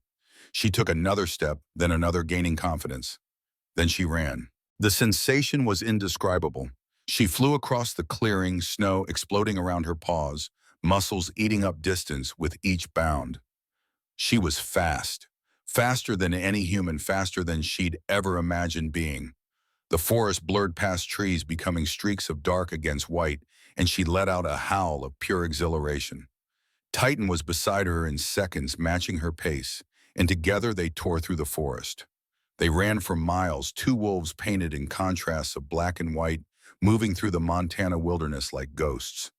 Alara learned her body through motion, discovered that she could jump higher than seemed possible, could pivot on instinct, could track scents and follow trails laid down hours earlier. They found the elk herd and stalked them together, Alara learning the patience of the hunt, the strategy of cutting one animal from the group. When they brought down a young bull working in perfect synchronization, Alara felt her wolf's satisfaction like warm honey in her chest. She'd hunted, she'd killed, she'd fed herself through strength and skill. She was a predator, and that was glorious. They ate their fill, then ran again, this time, playful, chasing each other through snowdrifts and over fallen logs. Titan was larger and stronger, but Alara was faster, more agile, able to dart and weave in ways his bulk couldn't match. When they wrestled, tumbling through the snow in a tangle of black and white fur, it wasn't about dominance. It was about joy. About two wolves who'd found each other against impossible odds, celebrating their bond with tooth and claw and the kind of physical connection that transcended words. Dawn was breaking when they finally returned to the clearing, both of them exhausted and exhilarated. Elara shifted back to human form, the transformation easier this direction, her body remembering its original shape. She was naked, covered in blood and snow, and she'd never felt more alive. Ronan shifted beside her, immediately wrapping her in his coat. His eyes were still gold, his wolf close to the surface, and when he looked at her, the expression on his face was awe and pride, and something deeper that made her chest tight. "You're magnificent," his voice was rough. "Absolutely magnificent. I've seen hundreds of wolves," shift Alara. "Alpha's warriors' wolves bred for strength. None of them compare to you. None of them could do what you just did." "What did I do?" Alara was still processing, her human mind trying to catalog the experiences of the last few hours. "You ran for 6 hours without tiring. You brought down an elk 3 times your size. You moved like you've been a wolf your entire life, not like someone on their first shift." Ronan cupped her face, his thumb brushing her cheekbone. "Your father's journal was right. The white wolf bloodline isn't just stronger, it's transcendent. You're not like other wolves, Alara. You're what we were before we were domesticated by civilization." The weight of that revelation settled over her. She wasn't just different, she was other. A throwback to something ancient and wild, a genetic echo of wolves before pack politics and territorial disputes and human influence. No wonder Garrett had been so desperate to suppress her. A wolf like her could reshape the entire power structure just by existing. "What do we do now?" she asked, pulling the coat tighter. "I can shift. I can hunt. But I don't know how to fight. I don't know strategy or combat or any of the things I'll need to face Garrett at the Solstice Ball." "Now we train." Ronan smiled, but it was predatory. "You have 3 weeks to become a weapon, and I'm going to teach you how to destroy anyone who stands against you." Chapter. The training began the next morning and didn't stop for 3 weeks. Cole Reeves took over Ilara's combat education with the intensity of a Marine drill instructor preparing troops for deployment. The training facility in Ironwood Lodge's basement was state-of-the-art, equipped with padded floors, weapons racks, and enough space to shift and spar without destroying anything important. "Your advantages," Cole circled her like a predator on day one, assessing. "Speed, agility, raw power, and the element of surprise. Garrett thinks you're dead. When you walk into that ballroom, he's going to freeze. That's your opening, the 3 seconds where shock makes him vulnerable. But you need to know what to do with those 3 seconds." He spent the first week teaching her basic combat theory. Werewolf fighting wasn't like human martial arts. It was about using your wolf's instincts, targeting vulnerable areas, understanding pack dynamics and dominance displays. Elara learned that a fight between wolves was often won before the first blow, determined by body language and aura projection, and the subtle art of making your opponent submit through pure presence. "You're naturally dominant." Cole demonstrated stance, showing her how to hold her body to project authority. "You have royal blood, and other wolves will feel that. But dominance isn't just about being strong. It's about being certain. When you face Garrett, you can't hesitate. You can't show mercy or doubt. You have to believe absolutely and completely that you're superior to him, because you are." The second week focused on practical application. Cole brought in wolves from Ronan's elite guard to spar with her, teaching her how to read attacks, how to counter, how to use her smaller size as an advantage against larger opponents. She lost more fights than she won, at first ending up pinned and breathless, while Cole barked corrections. You're thinking like a human. Stop using your human brain and trust your wolf. She knows what to do. You're just getting in her way. It was frustrating and humiliating and exactly what Alara needed. She'd spent her whole life being told she was weak, being treated like something fragile that needed protection. Cole treated her like a soldier, pushing her past her limits, refusing to coddle or excuse failure. When she complained that an opponent was too strong, he made her fight someone stronger. When she said she was tired, he added another hour to the training session. And slowly, painfully, she improved. Her wolf and human minds began to integrate, working together instead of fighting for control. She learned to shift mid-combat using the transformation itself as a weapon, catching opponents off guard. She learned to read pack dynamics to identify the weakest member of a group and exploit it. She learned that fighting wasn't about honor or fairness. It was about winning by whatever means necessary. The third week introduced psychological warfare. Ronan took over this portion personally, teaching her the art of alpha command and verbal combat. Physical strength matters. He sat across from her in his office, the space comfortable but clearly designed for intimidation. The massive desk, the floor-to-ceiling windows overlooking coalition territory, the subtle scent markers that reminded visitors they were in an alpha's domain. But in politics and pack dynamics, words are often more dangerous than teeth. You need to learn how to weaponize your truth. He walked her through different scenarios: how to present evidence of poisoning to a council tribunal, how to cross-examine witnesses breaking down their defenses with targeted questions, how to turn public opinion playing to pack values of honor and loyalty while exposing Garrett's betrayal of those same values. You're not just accusing him of attempted murder. Ronan leaned back in his chair, fingers steepled. You're exposing him as a coward who poisoned a child because he was too weak to face her strength. That's a narrative that resonates with wolves. We respect our enemies, but we despise those who use poison and deception. They rehearsed her confrontation with Garrett dozens of times, Ronan playing the role of the desperate alpha trying to defend his actions. He was merciless, throwing every possible justification and excuse at her, teaching her how to counter each one with evidence and logic and the kind of cold fury that made other wolves back down. Never let him control the narrative. Ronan coached after one session where she'd let him derail her accusations. He'll try to make it about pack strength, about difficult decisions, about protecting Silverpine Ridge from threats. Don't let him. Make it about a man who murdered his beta, poisoned an 8-year-old girl, and tried to eliminate a bloodline because he was terrified of being challenged. The night before the solstice ball, Alara stood in front of a full-length mirror in her guest suite, examining the stranger who looked back. 3 weeks of intensive training had transformed her body. She was still lean, but now it was the leanness of a weapon, all functional muscle and controlled strength. Her hair had grown longer, falling in dark waves past her shoulders. But it was her eyes that had changed the most. They weren't the frightened eyes of a girl who'd been left to freeze. They were the eyes of a predator who'd learned to hunt. A knock on the door interrupted her inspection. "Come in." Ronan entered carrying a garment bag, and the sight of him in a tuxedo made Alara's breath catch.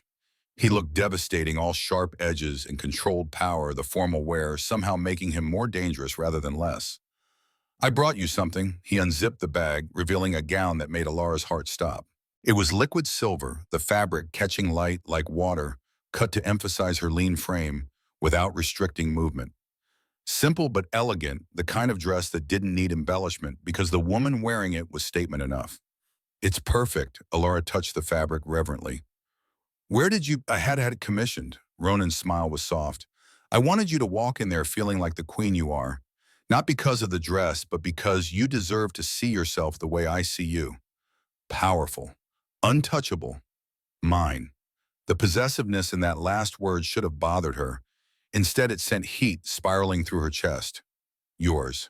She stepped closer, looking up at him. "And you're mine. We're in this together, always." He bent to kiss her forehead, chaste and protective. "Tomorrow we show them what they tried to destroy. We show them that the Shadowmere bloodline doesn't die. It rises." The ballroom of Ironwood Lodge had been transformed into something out of a fairy tale. Crystal chandeliers hung from vaulted ceilings, casting rainbow light across marble floors. White roses climbed columns and archways, their scent mixing with expensive perfume and the underlying musk of powerful wolves.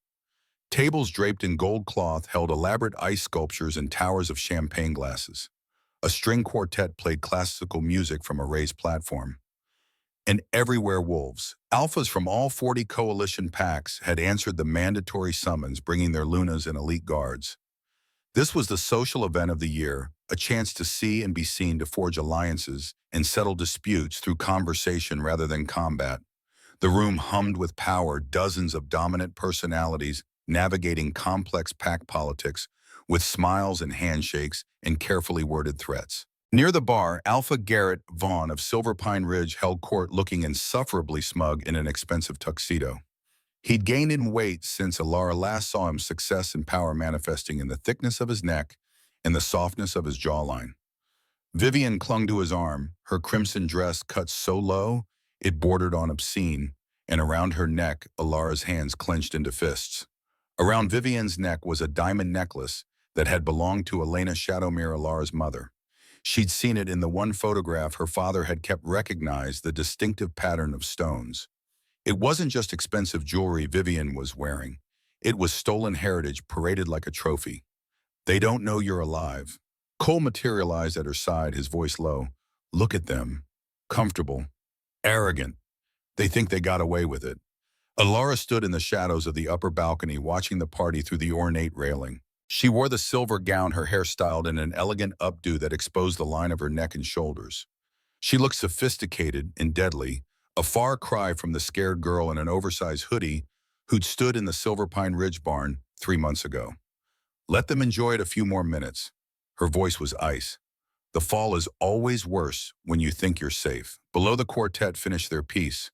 The room quieted, attention shifting to the grand staircase at the far end of the ballroom. This was the moment when Ronan would make his entrance, the formal presentation of the AlphaKing to his gathered allies. Tradition and theater combined. Cole stepped to the balcony railing, his voice amplified by the room's acoustics. "Lords and ladies of the Coalition, Alphas and Lunas of the Northern Territories, I present your host, the AlphaKing, Ronan Blackthorn." Ronan appeared at the top of the grand staircase, and the room seemed to contract around him. He wore a black tuxedo that looked military in its precision, every line perfect, every detail considered. His presence alone commanded attention, reminded everyone in the room exactly who held power in this territory. Conversations died. Lower-ranked wolves instinctively lowered their eyes. Even the other alphas straightened, acknowledging the dominant predator in their midst. Ronan descended 3 steps, then stopped. The room waited, confused by the break in protocol. He should walk down alone, circulate among his guests, play the political game. But instead, he turned to his right, offering his arm to the shadows. And his mate. Cole's voice carried triumph and warning simultaneously. "The future Queen of the North, Alara Shadowmere." The reaction was instantaneous and explosive. Gasps echoed through the ballroom.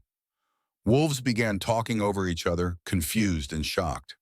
The Shadowmere bloodline was extinct. Everyone knew that.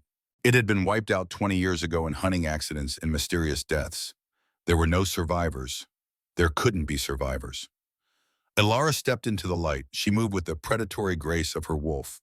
No wasted motion, each step deliberate and powerful. The silver gown caught the chandelier light, making her look like she was carved from moonlight itself. Her dark hair contrasted sharply with her pale skin, but it was her eyes that captured attention. Violet, glowing violet, the unmistakable mark of the White Wolf bloodline. She took Ronan's offered arm, and together they descended the staircase. The crowd parted instinctively, wolves moving aside without conscious thought, responding to the aura of power radiating from the couple. They weren't just Alpha and Luna.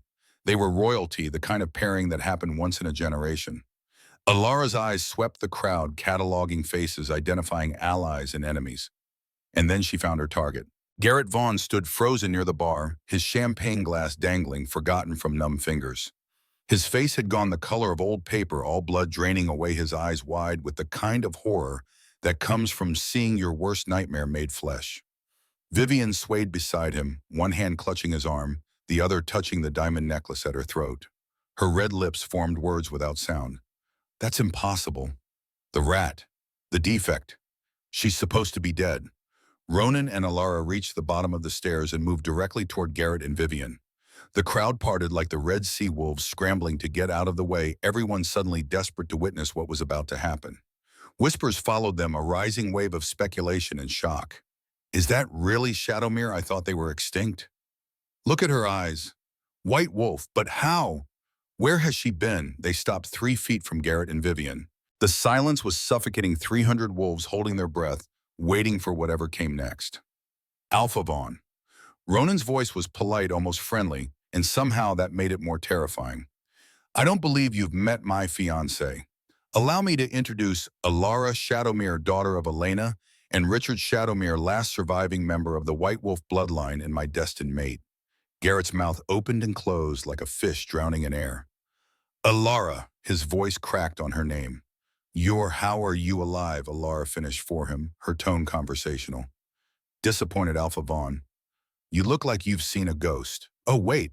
She smiled, cold and sharp as a blade. You thought I was a ghost.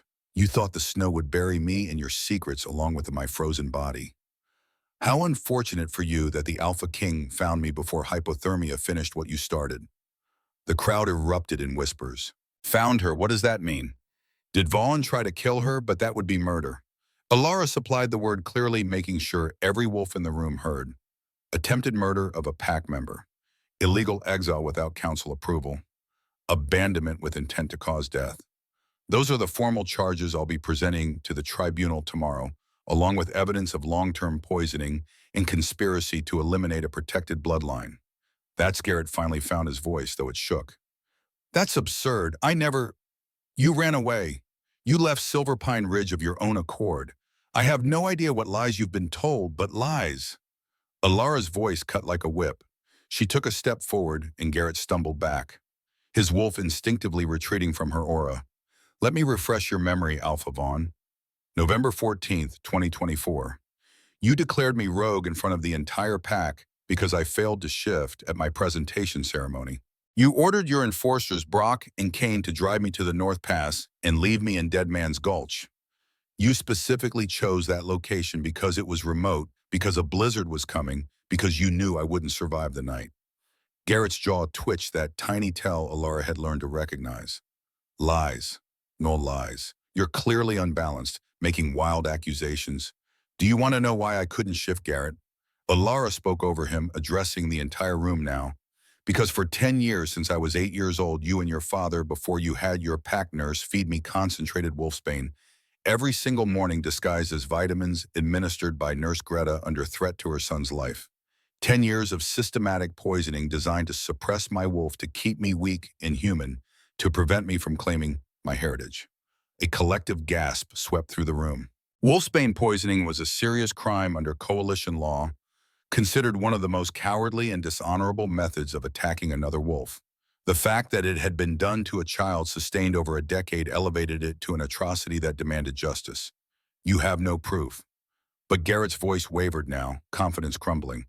You're making wild claims without evidence. Oh, I have evidence. Alara's smile widened. Medical documentation from Dr. Owen Merrick showing wolfsbane metabolites in my bloodstream.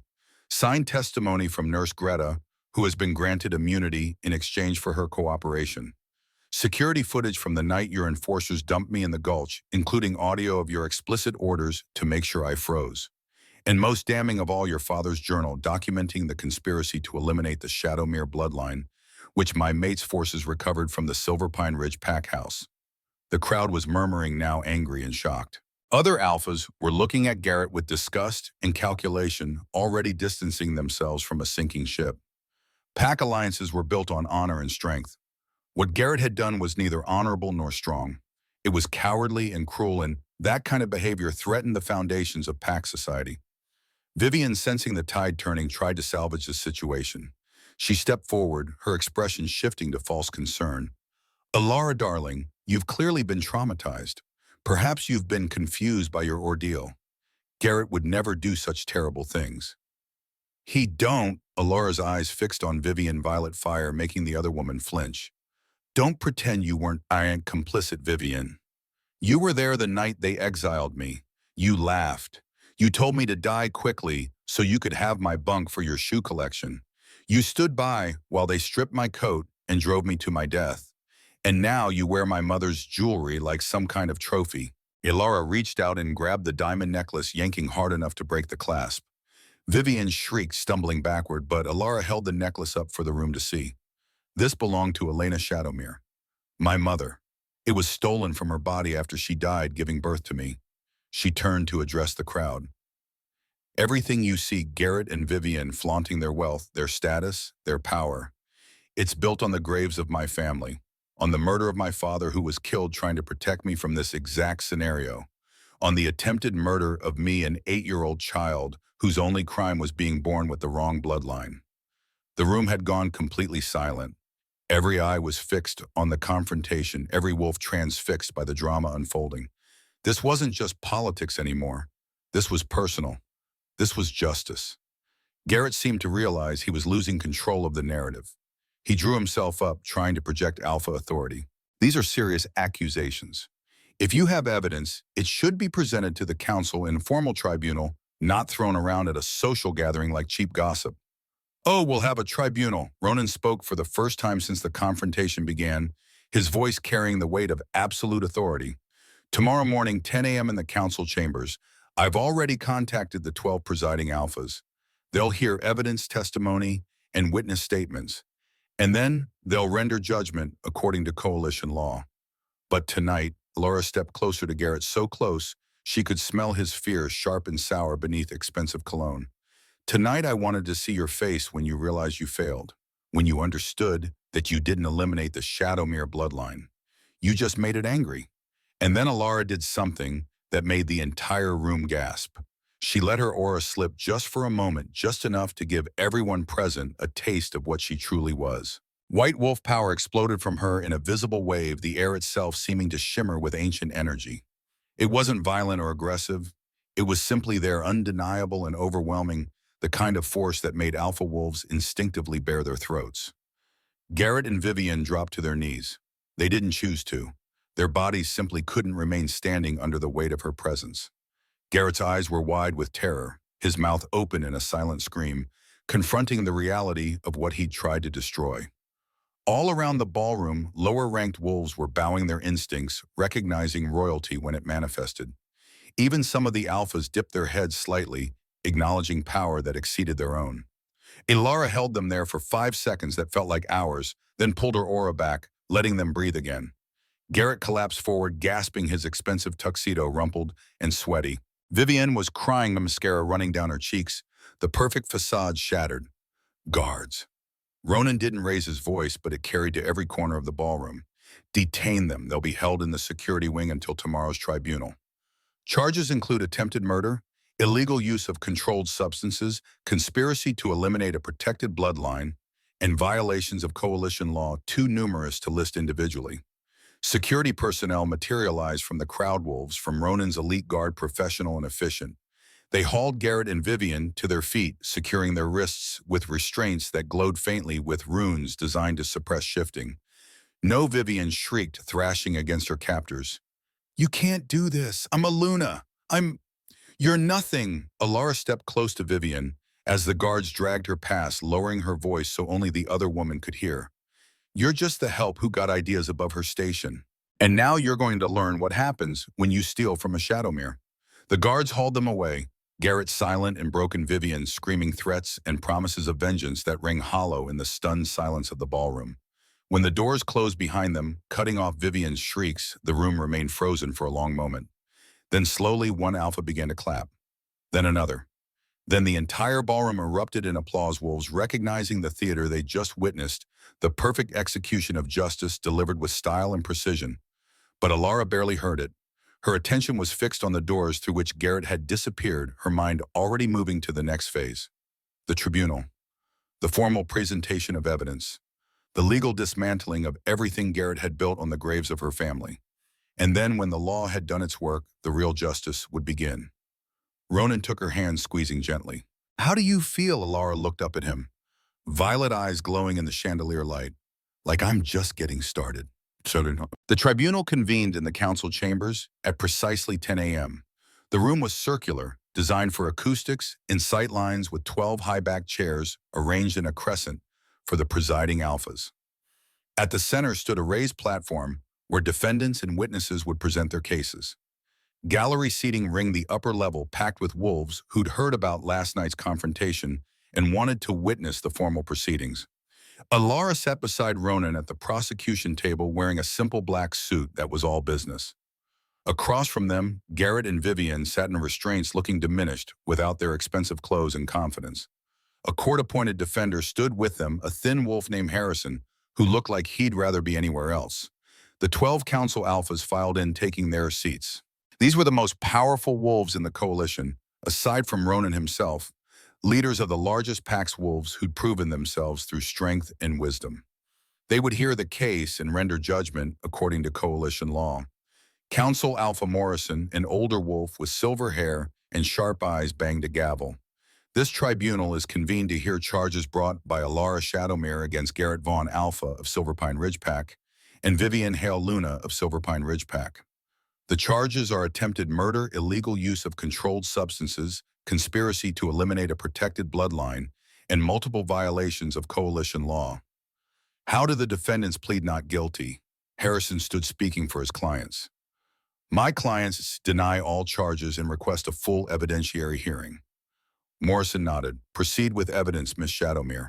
What followed was 3 hours of methodical destruction. Alara, coached by Ronan and Cole, presented her case with the precision of a prosecutor and the passion of a survivor. She walked the counsel through every piece of evidence, every witness statement, every document that proved Garrett's conspiracy. Dr. Merrick testified about the wolfsbane in her bloodstream, explaining the medical impossibility of accidental exposure. This was deliberate, sustained poisoning over a decade. The dosage was carefully calibrated to suppress shifting without causing immediate death. Someone with medical knowledge designed this protocol. Nurse Greta took the stand next, sobbing as she confessed. Alpha Marcus Vaughn, Garrett's father, he threatened my son Tommy, said if I didn't give Alara the medicine, he'd exile Tommy as rogue. I had to choose between my child and someone else's. God forgive me, I chose my own.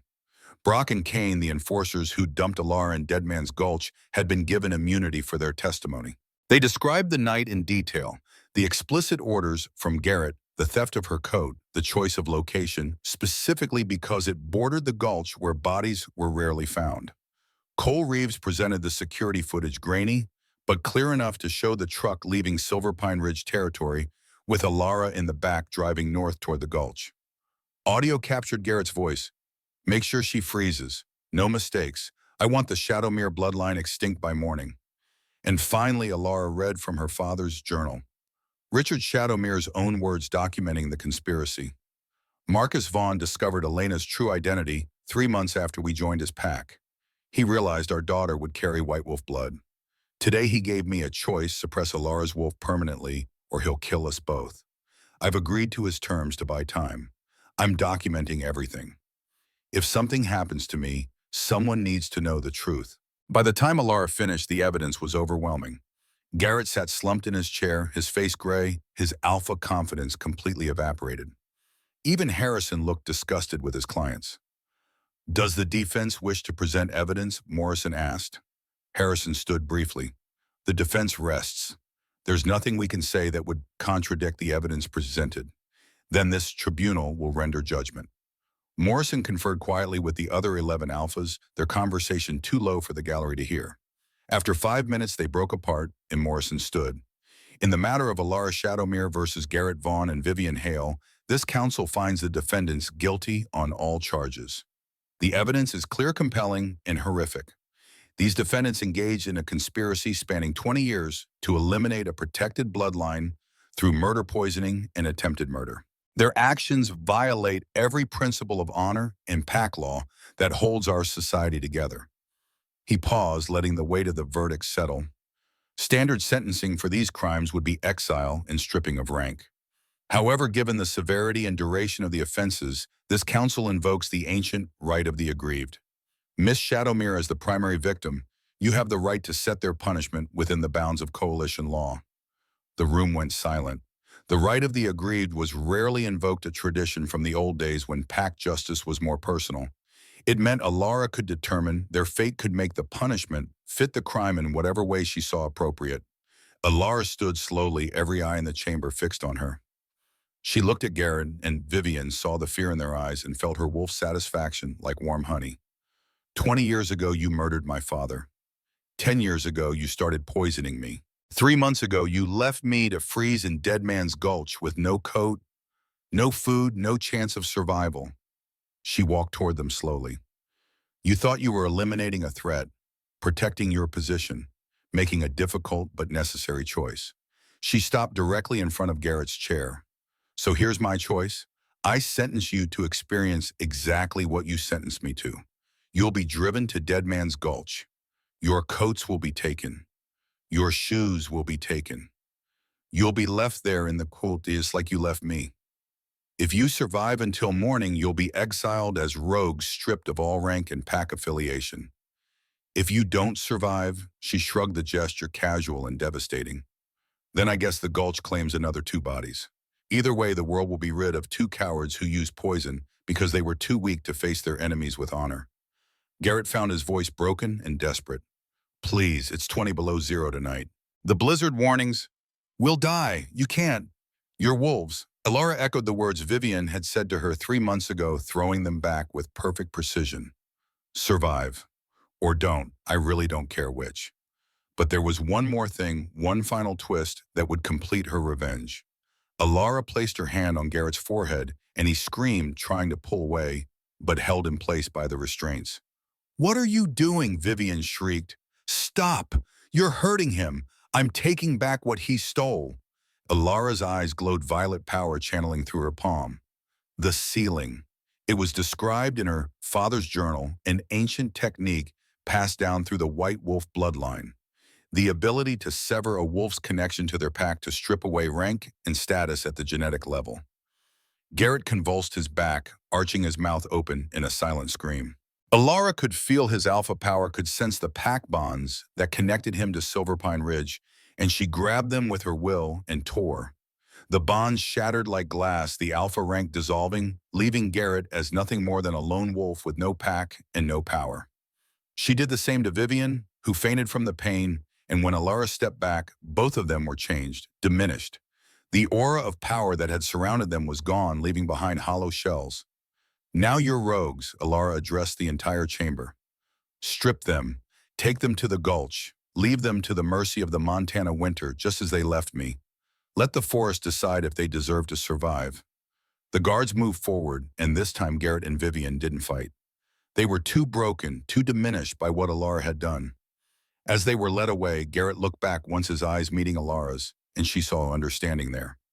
He knew exactly what was about to happen. He knew he wouldn't survive the night, and he knew he deserved it. The chamber remained silent until the doors closed. Then Morrison stood along with the other 11 council alphas. As one, they bowed to Alara. Not a small nod of respect, a full bow, the kind reserved for true royalty. Long live the White Wolf, Morrison said. May the Shadowmere bloodline rise again and rule with wisdom and strength. The gallery echoed the sentiment, hundreds of wolves bowing, acknowledging that something had shifted in the coalition power structure. Alara Shadowmere wasn't just Ronan's mate anymore. She was a force in her own right, a queen who'd been forged in betrayal and ice and come back powerful enough to reshape the world. 2 months later, on a cold February afternoon, Alara stood in the office of what had been the Silverpine Ridge Pack House. It was her office now in what was now called Shadowmere Valley. The council had granted her control of the territory as compensation for Garrett's crimes, and she'd spent the last 8 weeks systematically rebuilding everything he'd destroyed. The servant quarters where she'd once slept were gone, converted into a community center. The bunkhouse was now a school for young wolves, teaching them reading and mathematics alongside hunting and fighting. The old hierarchy that had valued strength above all else was being replaced with something more balanced, more just, more like what her father had believed in.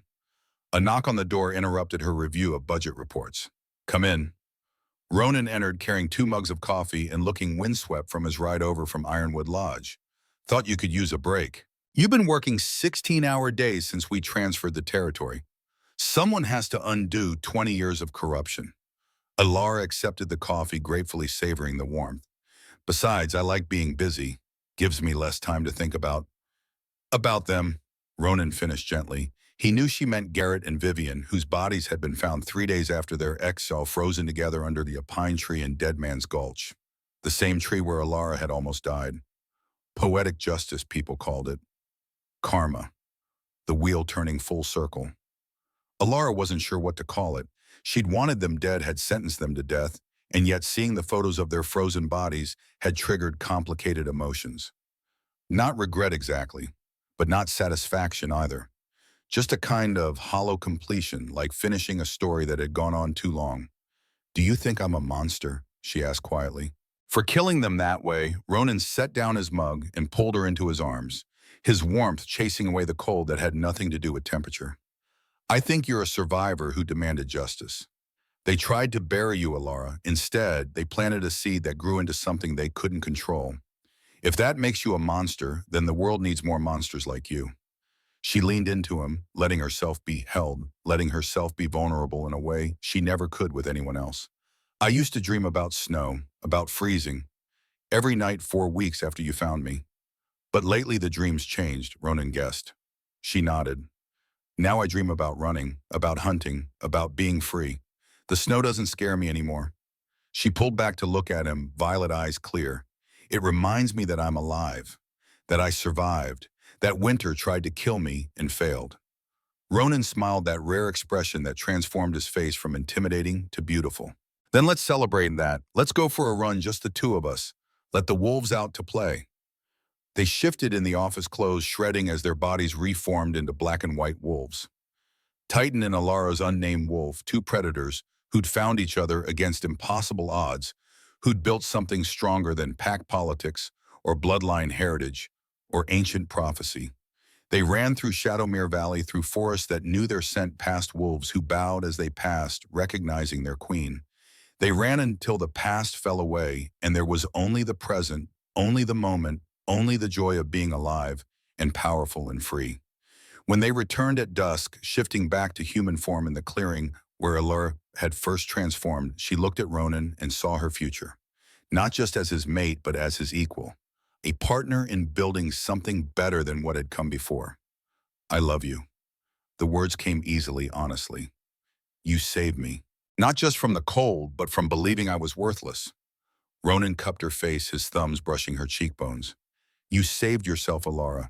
I just had the privilege of watching you rise, and I will spend every day of my life making sure you never forget what you are capable of." They kissed as the sun set over Shadowmere Valley, two wolves who'd found their home in each other, who'd built a kingdom on the ashes of cruelty and emerged stronger for it. And if sometimes late at night Alara still dreamed about snow, she woke up to warmth, woke up to Ronan's arms around her, to the knowledge that she was safe and loved and powerful beyond measure. They tried to erase her. Instead, they had created a legend. The girl who froze became the woman who refused to break. The Omega became the queen. The victim became the victor. And the Shadowmere bloodline, declared extinct 20 years ago, rose from the ice to reclaim its throne. The end, but also the beginning.